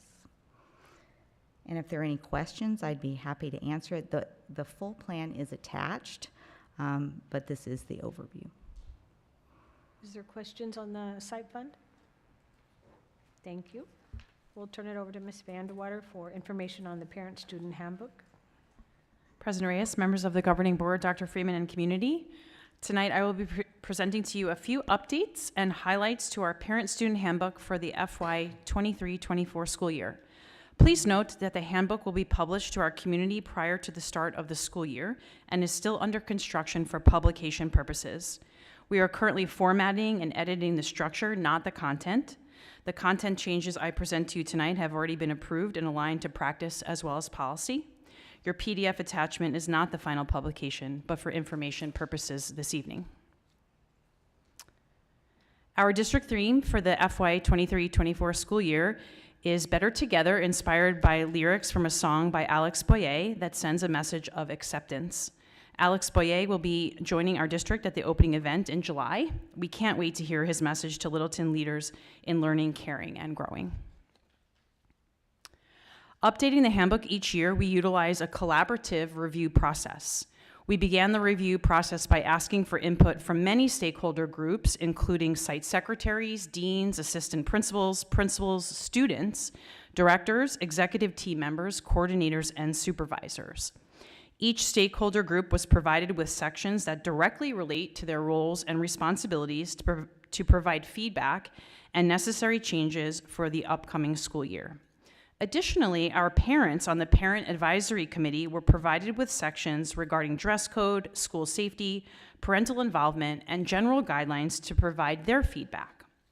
The outcome of the review process this year allowed for the district to make a few small changes to the handbook that mostly resulted in procedural change that we made throughout the school year, minor statute alignments, and positive enhancements that we are confident will provide our students and families with a user-friendly guide.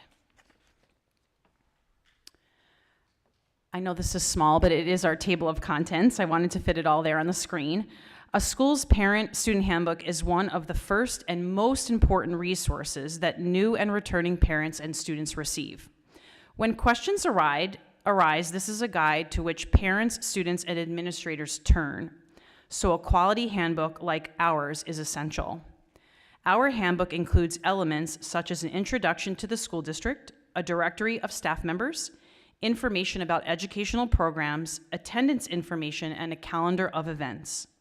However, in Littleton, we make the most of our parent-student handbook with additional components and more detailed materials. Listed on your screen is a list of our Littleton handbook sections. To make the handbook more user-friendly, and this was a recommendation in receiving feedback in this area, the table of contents will now be hyperlinked. So when you click on a topic or a section, it will take you right to that page. If you are just looking for information, let's say on food services, you would just have to click that topic in the table of contents, and it would go straight to that section. This content update can be found on page 2 under Littleton Elementary School District number 65 section.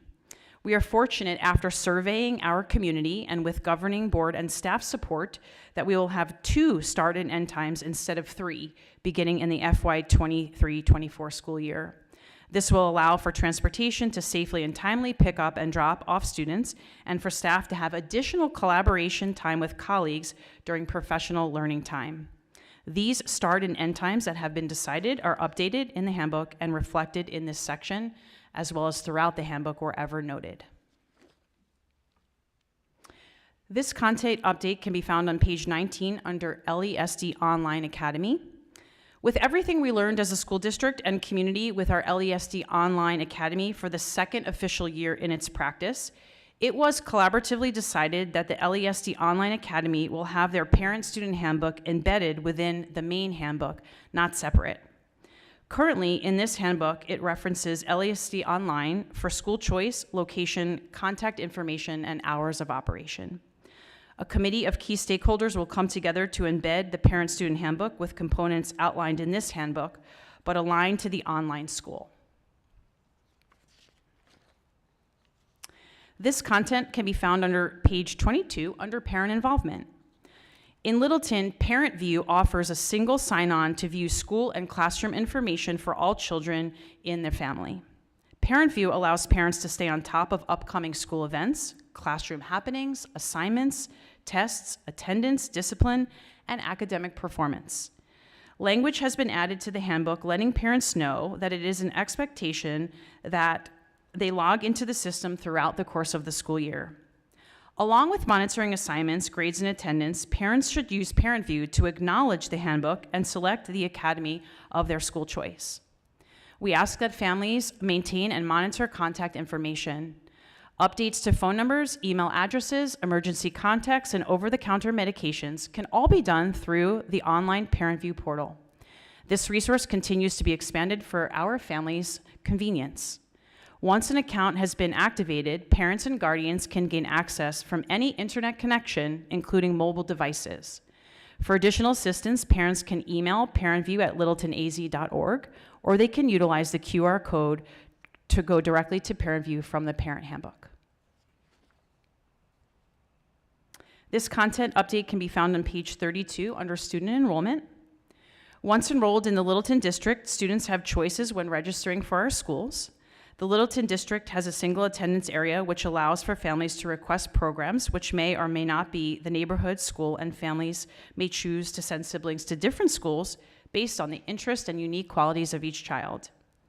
Our schools and their programs have been updated to reflect their signature school focus engagement. This section now proudly includes Lincoln Prep Academy, our 9th signature school focus academy. This information includes details on the school's mission, the vision, the partnerships, career destinations, and student engagement in learning. This content update can be found on page 36 under Student Technology section. Our Student Device Protection Plan program still continues to be successful, and we will continue to offer it to all of our families. There were 1,291 student device protection plans purchased this school year. The collected funds are utilized to cover the costs of parts and repairs for insured and uninsured student laptop damages. Our Safety Alert program works in tandem with our internet content filter, which we call Lightspeed, looking for keywords and phrases that students type or search on their device. Alerts for students using language that indicates anything related to self-harm or violence are sent to a human review team at Lightspeed to weed out any false positives like work assignments. High-risk alerts are sent to the school and district administration for further investigation. This safety feature allows for immediate intervention when alerted. Safety is our school district's #1 priority. This content update can be found on page 36 under Student Transportation. Bus conduct expectations are implemented to ensure the safety of all of our students. Riding the bus is certainly a privilege. We celebrate students who ride the bus following our district's expectations. This section outlines expected behaviors on the bus and the progressive approach to holding students accountable. In collaborating with bus drivers as well as school leaders, we have modified the consequences for ridership when students do not follow the expectations. This will ensure all students and staff get to and from their intended locations safely. This content update can be found on page 37 under Student Transportation as well. With careful review from our Transportation Department of bus ridership, it was decided that we would implement a register to ride procedure for our families beginning this current school year. We have had great success, so we are continuing with this community procedure. We encourage all families to register to ride. Based upon the home address on file, families can request bus ridership through the Parent View portal system. Messaging has already gone out to our families, and information in the handbook will be a reminder to families of the steps in the process and the reason behind this. To control bus capacity and work efficiency, all eligible students must request transportation each year. This content update can be found on page 39. All parents and guardians must sign and acknowledge that they have been informed of the Littleton Elementary School District Selected Student Policies and Regulations Handbook. Parents have the opportunity to read the handbook and review it with their children. Parents and guardians understand that they may contact their principal if there are any questions about the information contained within the handbook. Each year, we ask that students acknowledge that they have received the handbook and that they have access to read the content anytime through their Student View account. It is essential that we have 100% parent acknowledgement through each Parent View account each year. Please partner with Littleton by logging into your Parent View account and acknowledge the handbook. I'd like to thank Dan Budsman and my assistant Rosa Martinez for their efforts and partnership in formatting and translating the handbook, as well as the many stakeholder groups that have provided rich input and engaged in the overall review process. And at this time, I would be happy to answer any questions about the updates and changes to our handbook for the next year. Does not like, oh, yes, sir. So just to confirm, this is just a discussion item, right? Will we be voting on the approval of it the next meeting? Or this is just? This is an information item, not a voting item. For your input. It's for your input. Yes. Okay. So for general guidelines for the uniforms, is there a specific reason why we require students to only have 2 options when it comes to wearing jackets and sweaters? I know it states that that students are not allowed to wear any jackets with logos or anything else that's not black or the colors that are listed with the Pacific School. Do you have a specific recommendation that you're making, or are you asking why it was decided? Well, I mean, I would like to see that gone. I don't think we should require students to wear just only 2 options when it comes to wearing a sweater or a jacket. I mean, I don't think it upsets any people. I mean, obviously, as long as it's appropriate. I just don't think that families should only have 3 options or 2 options when it comes to wearing just a sweater. Did you have a comment, Amy? And please correct me if I'm wrong. From what I understand and from my experience with my own children, they can have other colored jackets. It's just they'd have to take their jacket or their sweater off before they go into the classroom, before they go into the school. Because if I'm wrong, then my kids have been out of dress code like all winter long. No, I think that goes by school, because I know there are some schools that are much tougher on it. I think it depends on what the principal puts in place. So I will tell you the reason it originally started is because, and the issue may not be present anymore, but there was a potential gang. I know that sounds odd, but there was potential colorings that were being worn that, according to the police department, represented potential gang symbols or gang colors. So at that time, it was decided that rather than trying to sort through all the various gang colors that there would be more of the dark blue, the black without the logos or the certain faces that sometimes they wear on them. And it may be something that needs to be revisited. It's been a while. And that was predominant more in 6th, 7th, and 8th. You saw that. And that may not be an issue anymore. I haven't actually even thought about it so much. Madam President, members of the board, so, I mean, we also run these past the Parent Advisory Committee, and so there is a long history, and they actually have been relaxed in our tenure. And not only do certain colors and certain emblems indicate affiliation with other groups, kids have been bullied and beat up for wearing the wrong one and not understanding the implications. There is the idea to have a simplification of, what can be worn in the classroom and not in the classroom. The intent originally was your outerwear comes off when you enter the school, but because it's a challenge at different times of the day, and when it's cool in the morning and warm in the afternoon, and the building is settling in temperature and responding to how many people are in the room. Some kids are cold and some kids are hot in the same room, or sometimes the room's cold in the morning and hot in the afternoon. So we've tried to be flexible in letting kids continue to wear outerwear in the classroom. Of course, one of the other issues was always having anything in layers or baggy, which is one of the issues that showed up at Fine Arts last Wednesday with baggy and layered clothes that created a lot of other concerns for safety. So I think safety is the main reason historically. And we've already relaxed that. If we were going to relax it more, it might be incrementally, because what you don't want to see is a return to the problems you eliminated because you had a dress code. President Reyes, might I also add, the outerwear colors for sweaters and sweatshirts, they actually have all 4 uniform colors, so gray, hunter green, navy blue, burgundy, as well as black or white.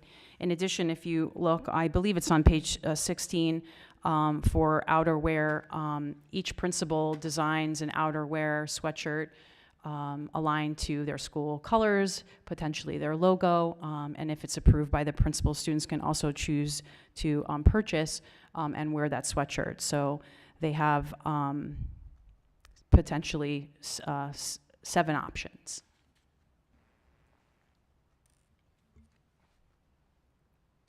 I mean, that's my input. I just adamant on that. I don't think we should be requiring a list of certain colors for what children should wear for shirts. So that's just my input. Just on a very basic level, I know that it's problematic at times to find those type of jackets. Sometimes, to find something that's solid color. So I to piggyback off of Marcus is saying, I can see just it being, an issue for parents, because even I have 4 children at a school, and it took me until I think March of this year to be able to find like solid color jackets. I was able to, get the gray, get the black, get the blue. But because we're all kind of competing for those, you really have to get them as soon as they come out, so that becomes problematic. I definitely see the purpose behind it initially. But I can also see what Marx is saying with regard to limiting those colors, because sometimes it's just really, really hard to find those jackets because we all need them. Appreciate the input. Sarah, did you have? For me, I can see both. I can see everybody's side of it. I know that parents that I have spoken to within the community, I've not heard like many complaints about the colors. I know sometimes it does get kind of difficult to find them at the stores, but I think that also encourages parents to purchase through the PTA the school sweaters. I know that, for me personally, I purchased those for my kids. So, if you're not able to find it at the store, there's also that opportunity to purchase one from the school itself and contribute to the school. So is there a way, and our PTAs are amazing, but is there a way to make sure that QR code with that spirit wear goes out to all parents? Because I can tell you, I don't think I got the QR code for spirit wear until about March. Yeah. That's so I think that would, sorry. No, go ahead. I'm just thinking I think that would probably be a good idea, because I know I can speak for, when I go to Quinton, their PTA's out there, but to have that QR code sent, just like other communication is sent, I think that might help as well. We appreciate that. All of the QR codes are in the handbook for the spirit wear, and they're there regularly updated. We can check them, verify, but we will absolutely send them out more often, frequently through social media pages, and make sure that gets out to our community. But they do live within the handbook, and they're live QR codes. We had about 1,000 families that resisted signing for the handbook this year that we had to pursue Why? with vigor. Why I did don't they? know, but they would have had the QR codes if they were there. No, I was just wondering if there was something in the handbook that they were so. I had no idea. Yeah, I had no idea that such was an option. That would have saved me a lot of trouble if I would have known that that was an option being able to purchase them. I wouldn't have had to look out. I do have one question with regard to that. Are they reasonably priced? I know that a lot of our students come from homes where that's money is So how much are they? I can't speak exactly to how much they are, but in my review, I would say they were somewhere between $25 and $35, I would say, but we can take a look at making sure they're economical for our families. I think they're just a little less. I think I paid $22, yeah. Yeah. Yeah, when I went to buy, I also totally agree, finding them is hard, but the sweatshirt that was just navy blue plain zip-up, I paid $24 for it. I paid less at Tres Rios for a zip-up jacket. Looked just like it, but it had the Trace, whatever the logos are. So they were pretty, I mean, I'm not saying that's cheap, but it was reasonable. We'll make sure we speak to our leaders about that and the PTAs. I don't think they try to do fundraisers with them. I think No. it's a service project. I will say regarding the signing of the handbook, I think I signed my kid's handbook 4 times because the kids kept coming home with the flyer, with that paper to have me sign. So maybe it was parents thinking they've already signed, or is there a confirmation that if when we sign electronically? Because I don't recall getting that confirmation. We appreciate your question. We really would love all of our families to acknowledge the form through Parent View, because then we do have confirmation of that. We were really trying to get 100%, and those families that maybe didn't acknowledge in Parent View, we sent a paper copy home. So it's possible that we did that multiple times, but Parent View is the best method for acknowledgement. And I know that I did sign it in Parent View, but my rule following children kept coming home with this confirmation form saying I had to sign it. So I love them too, but they drive me crazy too.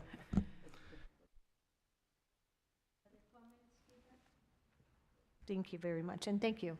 We appreciate all the work went into it. Thank you. It looks like the next item is it's the ASBA 2024 political agenda. And this is the Arizona School Board political delegate assembly that Amy always graciously, it seems like she's attended here quite a bit in the last few years, so we appreciate that. Sarah went last year. I was her backup. Oh, thank you, Sarah. Cheerleader in the background. Good. So if you wanted to kind of talk about it for newer board members, what it's like, that would be helpful. Well, it was definitely a learning experience. I know I had sent many messages to Amy, but it was, you got to interact with board members from across the state, and you actually got to discuss and, give your input on the different items. So for me, it was a new experience. I learned a lot just listening to everybody else's input. Every board has maybe different perspectives on the items that are being discussed, but it was a really good experience. So on our board, there's legislative issues for the 2023, and Dr. Freeman, were these presented by, were these the ones given to us by ASBA?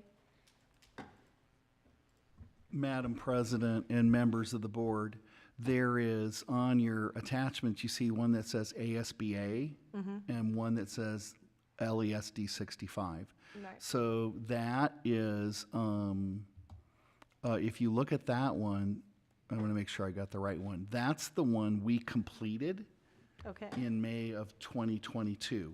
So it has, I think, some issues that are still relevant, but for comparison's sake, if you go back to the same item and open up the school board's one, what you're going to see is the interests from board members all across the state. And what I would say is funding school districts is that very first tab. It's the longest. It's probably the one that relates most of the things you've written in the past. Right. So, if I were to look at what you wrote before, the very first bullet lines up with competitive salaries and those kind of things. We could, if you wanted to, just grab that language and paste it in to show that you support that bullet. That item. I think there's a bullet at the bottom, funding space. That kind of goes with our item 4, the SFB one. I think also in that there is full-day kindergarten. There is. That's about 2/3 of the way down the first column. We have to essentially borrow money from other programs to extend the school day, and I think that's run about 23 teachers for the past couple years. I'm looking at Dr. Hayde to see if that's 22 or 24. Or so to get those full-day programs, let's say it's 24 teachers, it's 12 extra positions to get from half to full day. And we're fortunate that we're able to fund that out of the override now. If we lost our override, we'd have to dip into some other programs to be able to do that. And I think full-day kindergarten's pretty much the norm, around Arizona. Why they're not funding it, I mean, that would add a lot to our budget if they were going to do that. You might want to add that. And then the current year funding, which I think is over on the other side, that we are now in statute in a combination of prior year and current year funding that makes no sense. That was changed when the legislature believed there were ghost students running around being counted that weren't being served. And that's another one.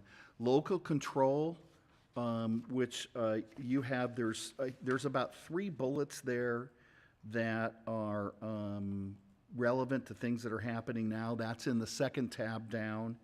There is opposing legislation that intrudes on school site budgeting decisions, supporting local authority of boards for student discipline, suspensions, and open enrollment, and opposing legislation that intends to lessen or curtail the authority of school boards to approve curriculum. That is, everybody, banning books and everybody telling you what you can and can't say. I think those bullets are pretty relevant to what you've written in the past.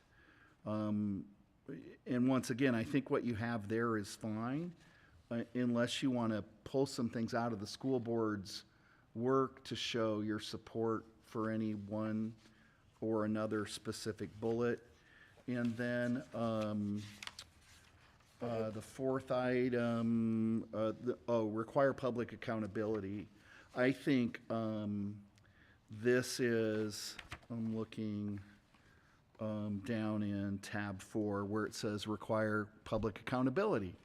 The very first one, establish financial and academic transparency for all institutions and individuals accepting public funds. So the reporting for ESAs and the reporting for charters and the reporting for districts are on completely different standards. And so, I would say that's the number 1 public accountability bullet, yes. So, correct me if I'm wrong, because I think this is where we are in this process. We are making our list of our 5 priorities and why we want it. We submit it to ASBA. The governmental committee of ASBA is going to create the agenda. They're going to pull them all together to All create together. something like this. Right. And then it goes before the delegate assembly, which is where we either vote for it, debate it, try to change it, however that works. I think the committee does exercise some discretion on what they take from school districts and put onto the document. So there may be 4 different ways to say the same thing and they choose one. It's not your wording, but it's another. And then other people who want their wording debate about it on the floor of the delegate assembly. Yeah, Ends then, up- Sometimes you can't find yours because it's so rewritten. Yeah. so yeah, and in the past, what we've done is kind of listen to the feedback of the board, and then Ada and I have tried to fill in and wordsmith that and check it with the board president. But we're happy to stay late tonight and help you wordsmith if you want to make changes to or add bullets to. I think if we look at the tabs, I mean, what we've said is different, but it has some adequate meaning. There's a lot of, Yeah, duplicative on Well, so could we, a lot of things haven't changed. Right. unfortunately. So if you look at, the adequate funding, could we just take key bullets and just say and cut and paste from one, because we already have that as our primary, Mhm. right? I mean, there's no reason for us to rewrite it unless there's a concern about it. Is that acceptable? I think it's acceptable. I also think that we have to find out if there's another priority on the board that someone would like to go before. I can say in my experience, when I went, I would take this document to be like, this is what Littleton as a board wants. And so I would make sure that I would try to separate my personal feelings Right. about something and vote as a member of this board. And so if there is something else that as a board we want to put on here, then I think that's a great idea. I just want to make sure it's a group discussion and it's not someone with their own personal beliefs. I think there's not a lot under rural and remote schools that applies to us, but I think school safety and security is an area that we haven't addressed that probably is important given the times. And so there's a couple bullets there that I think the board might agree with or find valuable. And I don't think we're limited to 4. It says top 5, but I don't think we get in trouble for combining a couple bullets into one item and like running on a little bit. First, can we just ask, is there any particular item that the board feels extremely strongly about that you would want as a top priority or somewhere? Yes. I would like to see improved outcomes for all students added. And then I think the one that caught my eye in there was support policy, the last one that supports policy that protects school district employees and students from discrimination, including on the basis of sexual orientation and gender identity. And that's under, that's. Improve outcomes for all students. Last bullet. The last bullet point. Green Okay, tab, yeah. Okay, thank you. That's just my personal.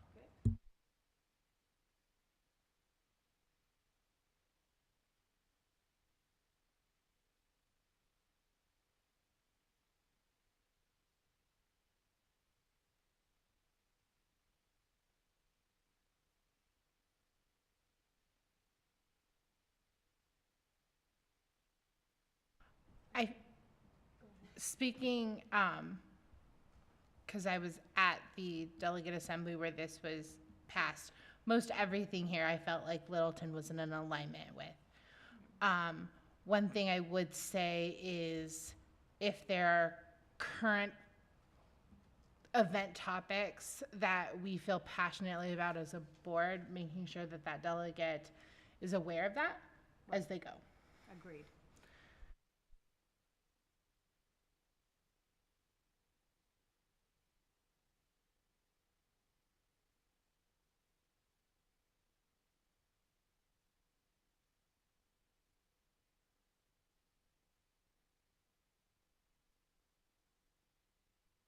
So is there any particular topic that we really say it's got to be up there as number 1? Or is there some kind of agreement, just wordsmithing perhaps, cutting and pasting from these 5 or 6 that we seem to really strike on anyway, just word it different? Is there any opposition to just doing that? No? Amy? Okay, so I'm just trying to make sure that I'm giving you all the information I need to give. So, I agree with Dr. Freeman that I would like to see something about school safety and security. And in that, I agree. I feel like, I mean, I would be okay with any of the bullet points underneath safety and security, but I do think that ASBA asked for our top 5, and we only have 4 listed here, so if we're not gonna add something else, I would like to see a 5th be there about school safety and security. Oh, yeah, no disagreement from myself. I would agree as well. And I like those 2 bullet points about the funding and supporting policy that promotes social emotional wellness. I think those are 2 critical, I mean, for me. What about gun violence, the last bullet? In ours or theirs or where? The school safety, the 4th bullet. The very last bullet under school safety. Oh, Because yeah, I think all of that. I think mental health and well-being is in the 1st bullet. I was kind of looking at the 1st and the 4th, And I'll tell you another concern we have is we've been working with law enforcement consultants is our buildings are designed to be open to the public for community use, not to be hardened to deter, assaults. And so hardening a school campus without making it look like a prison costs money. And the school facility board has never, they've been behind in all the standards and in the costs. We're paying $350 a square foot, which is almost double what the cost per square foot standard is, and things that they don't pay for. I think the state in their facility standards really needs to step up to school safety issues and deterrence to people who would do violence. I don't see that on here very well, except the first one, the provide funding. Yeah, it's just, And then it has health and wellness, but I'm kind of thinking, we have something in every tab except rural schools, so that's 5 things. yeah. And then if there's a couple bullets from each of them that members think are really important, like outcomes, the last bullet, that gives us 5 things. And then I think in the details or the rationale, we just tie in those bullets, and then whoever becomes the delegate has that as a framework to. I think there needs to be a huge emphasis on this, with regards to social emotional wellness. A lot of our students, the only accessibility they have with mental health and behavioral health services are in the school setting. Even outside of school, those services are not readily available. And there's like a 6-month waiting list, I think, for even students to receive those services. And there's a huge, huge deficit for everybody, but even on a cultural component with that, a lot of students, are not able to access those services in a culturally appropriate manner. So I think that needs to be a huge priority because that ties into gun violence and safety of our schools. If those supports are in place, then that will decrease those other issues. So you're adamant about under school safety, that providing well-being initiative, number 1, the first bullet? I think that. I think that was one of your bullets too, right?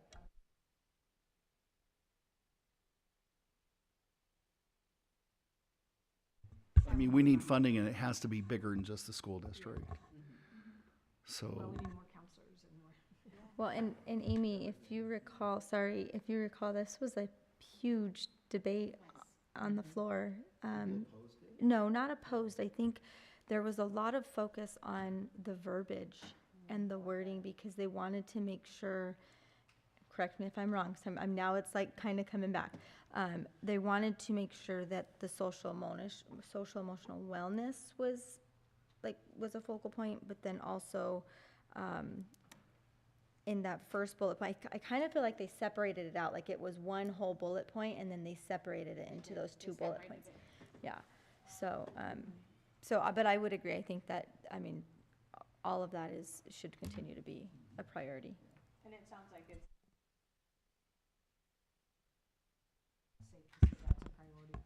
They're going to do what they're going to do, but as long as we include the things that are important to all of you, I think then our input's there, yeah.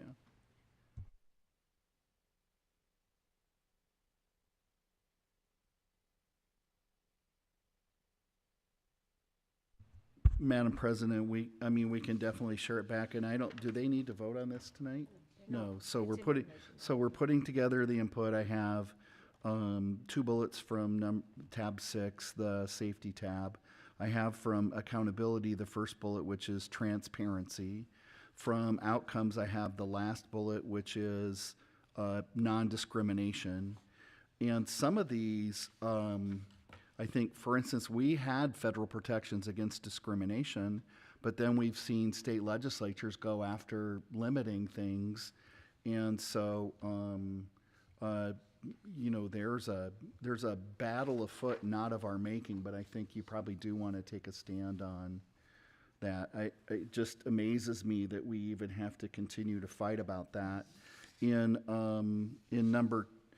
tab 2, preserving local control, I had picked 3 things that are board authority. And so there's 2 bullets, second from the last in the first column, which is oppose intrusion.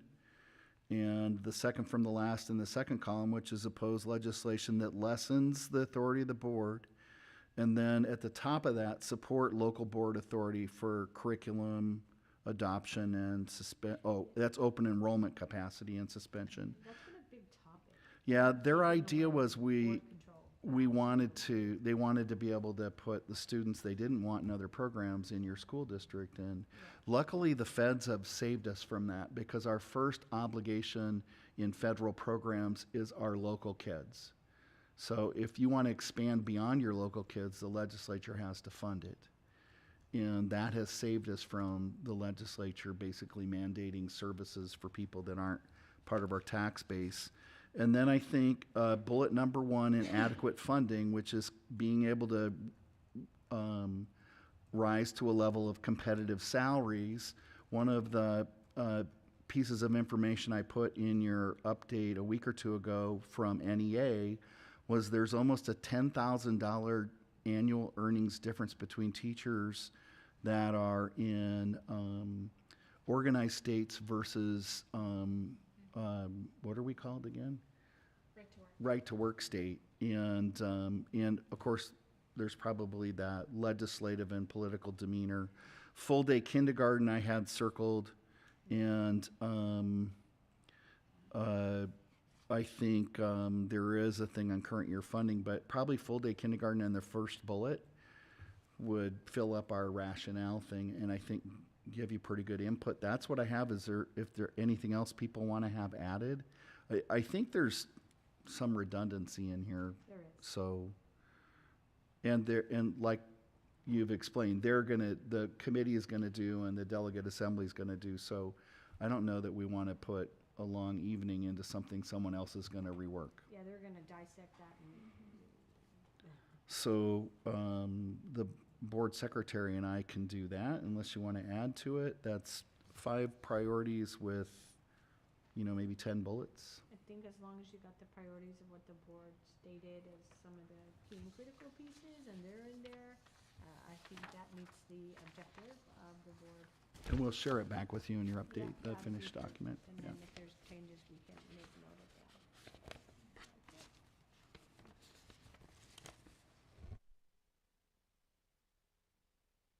A motion of adjournment. I move that we adjourn at 8:23. I'll second that. All in favor? Aye. Aye.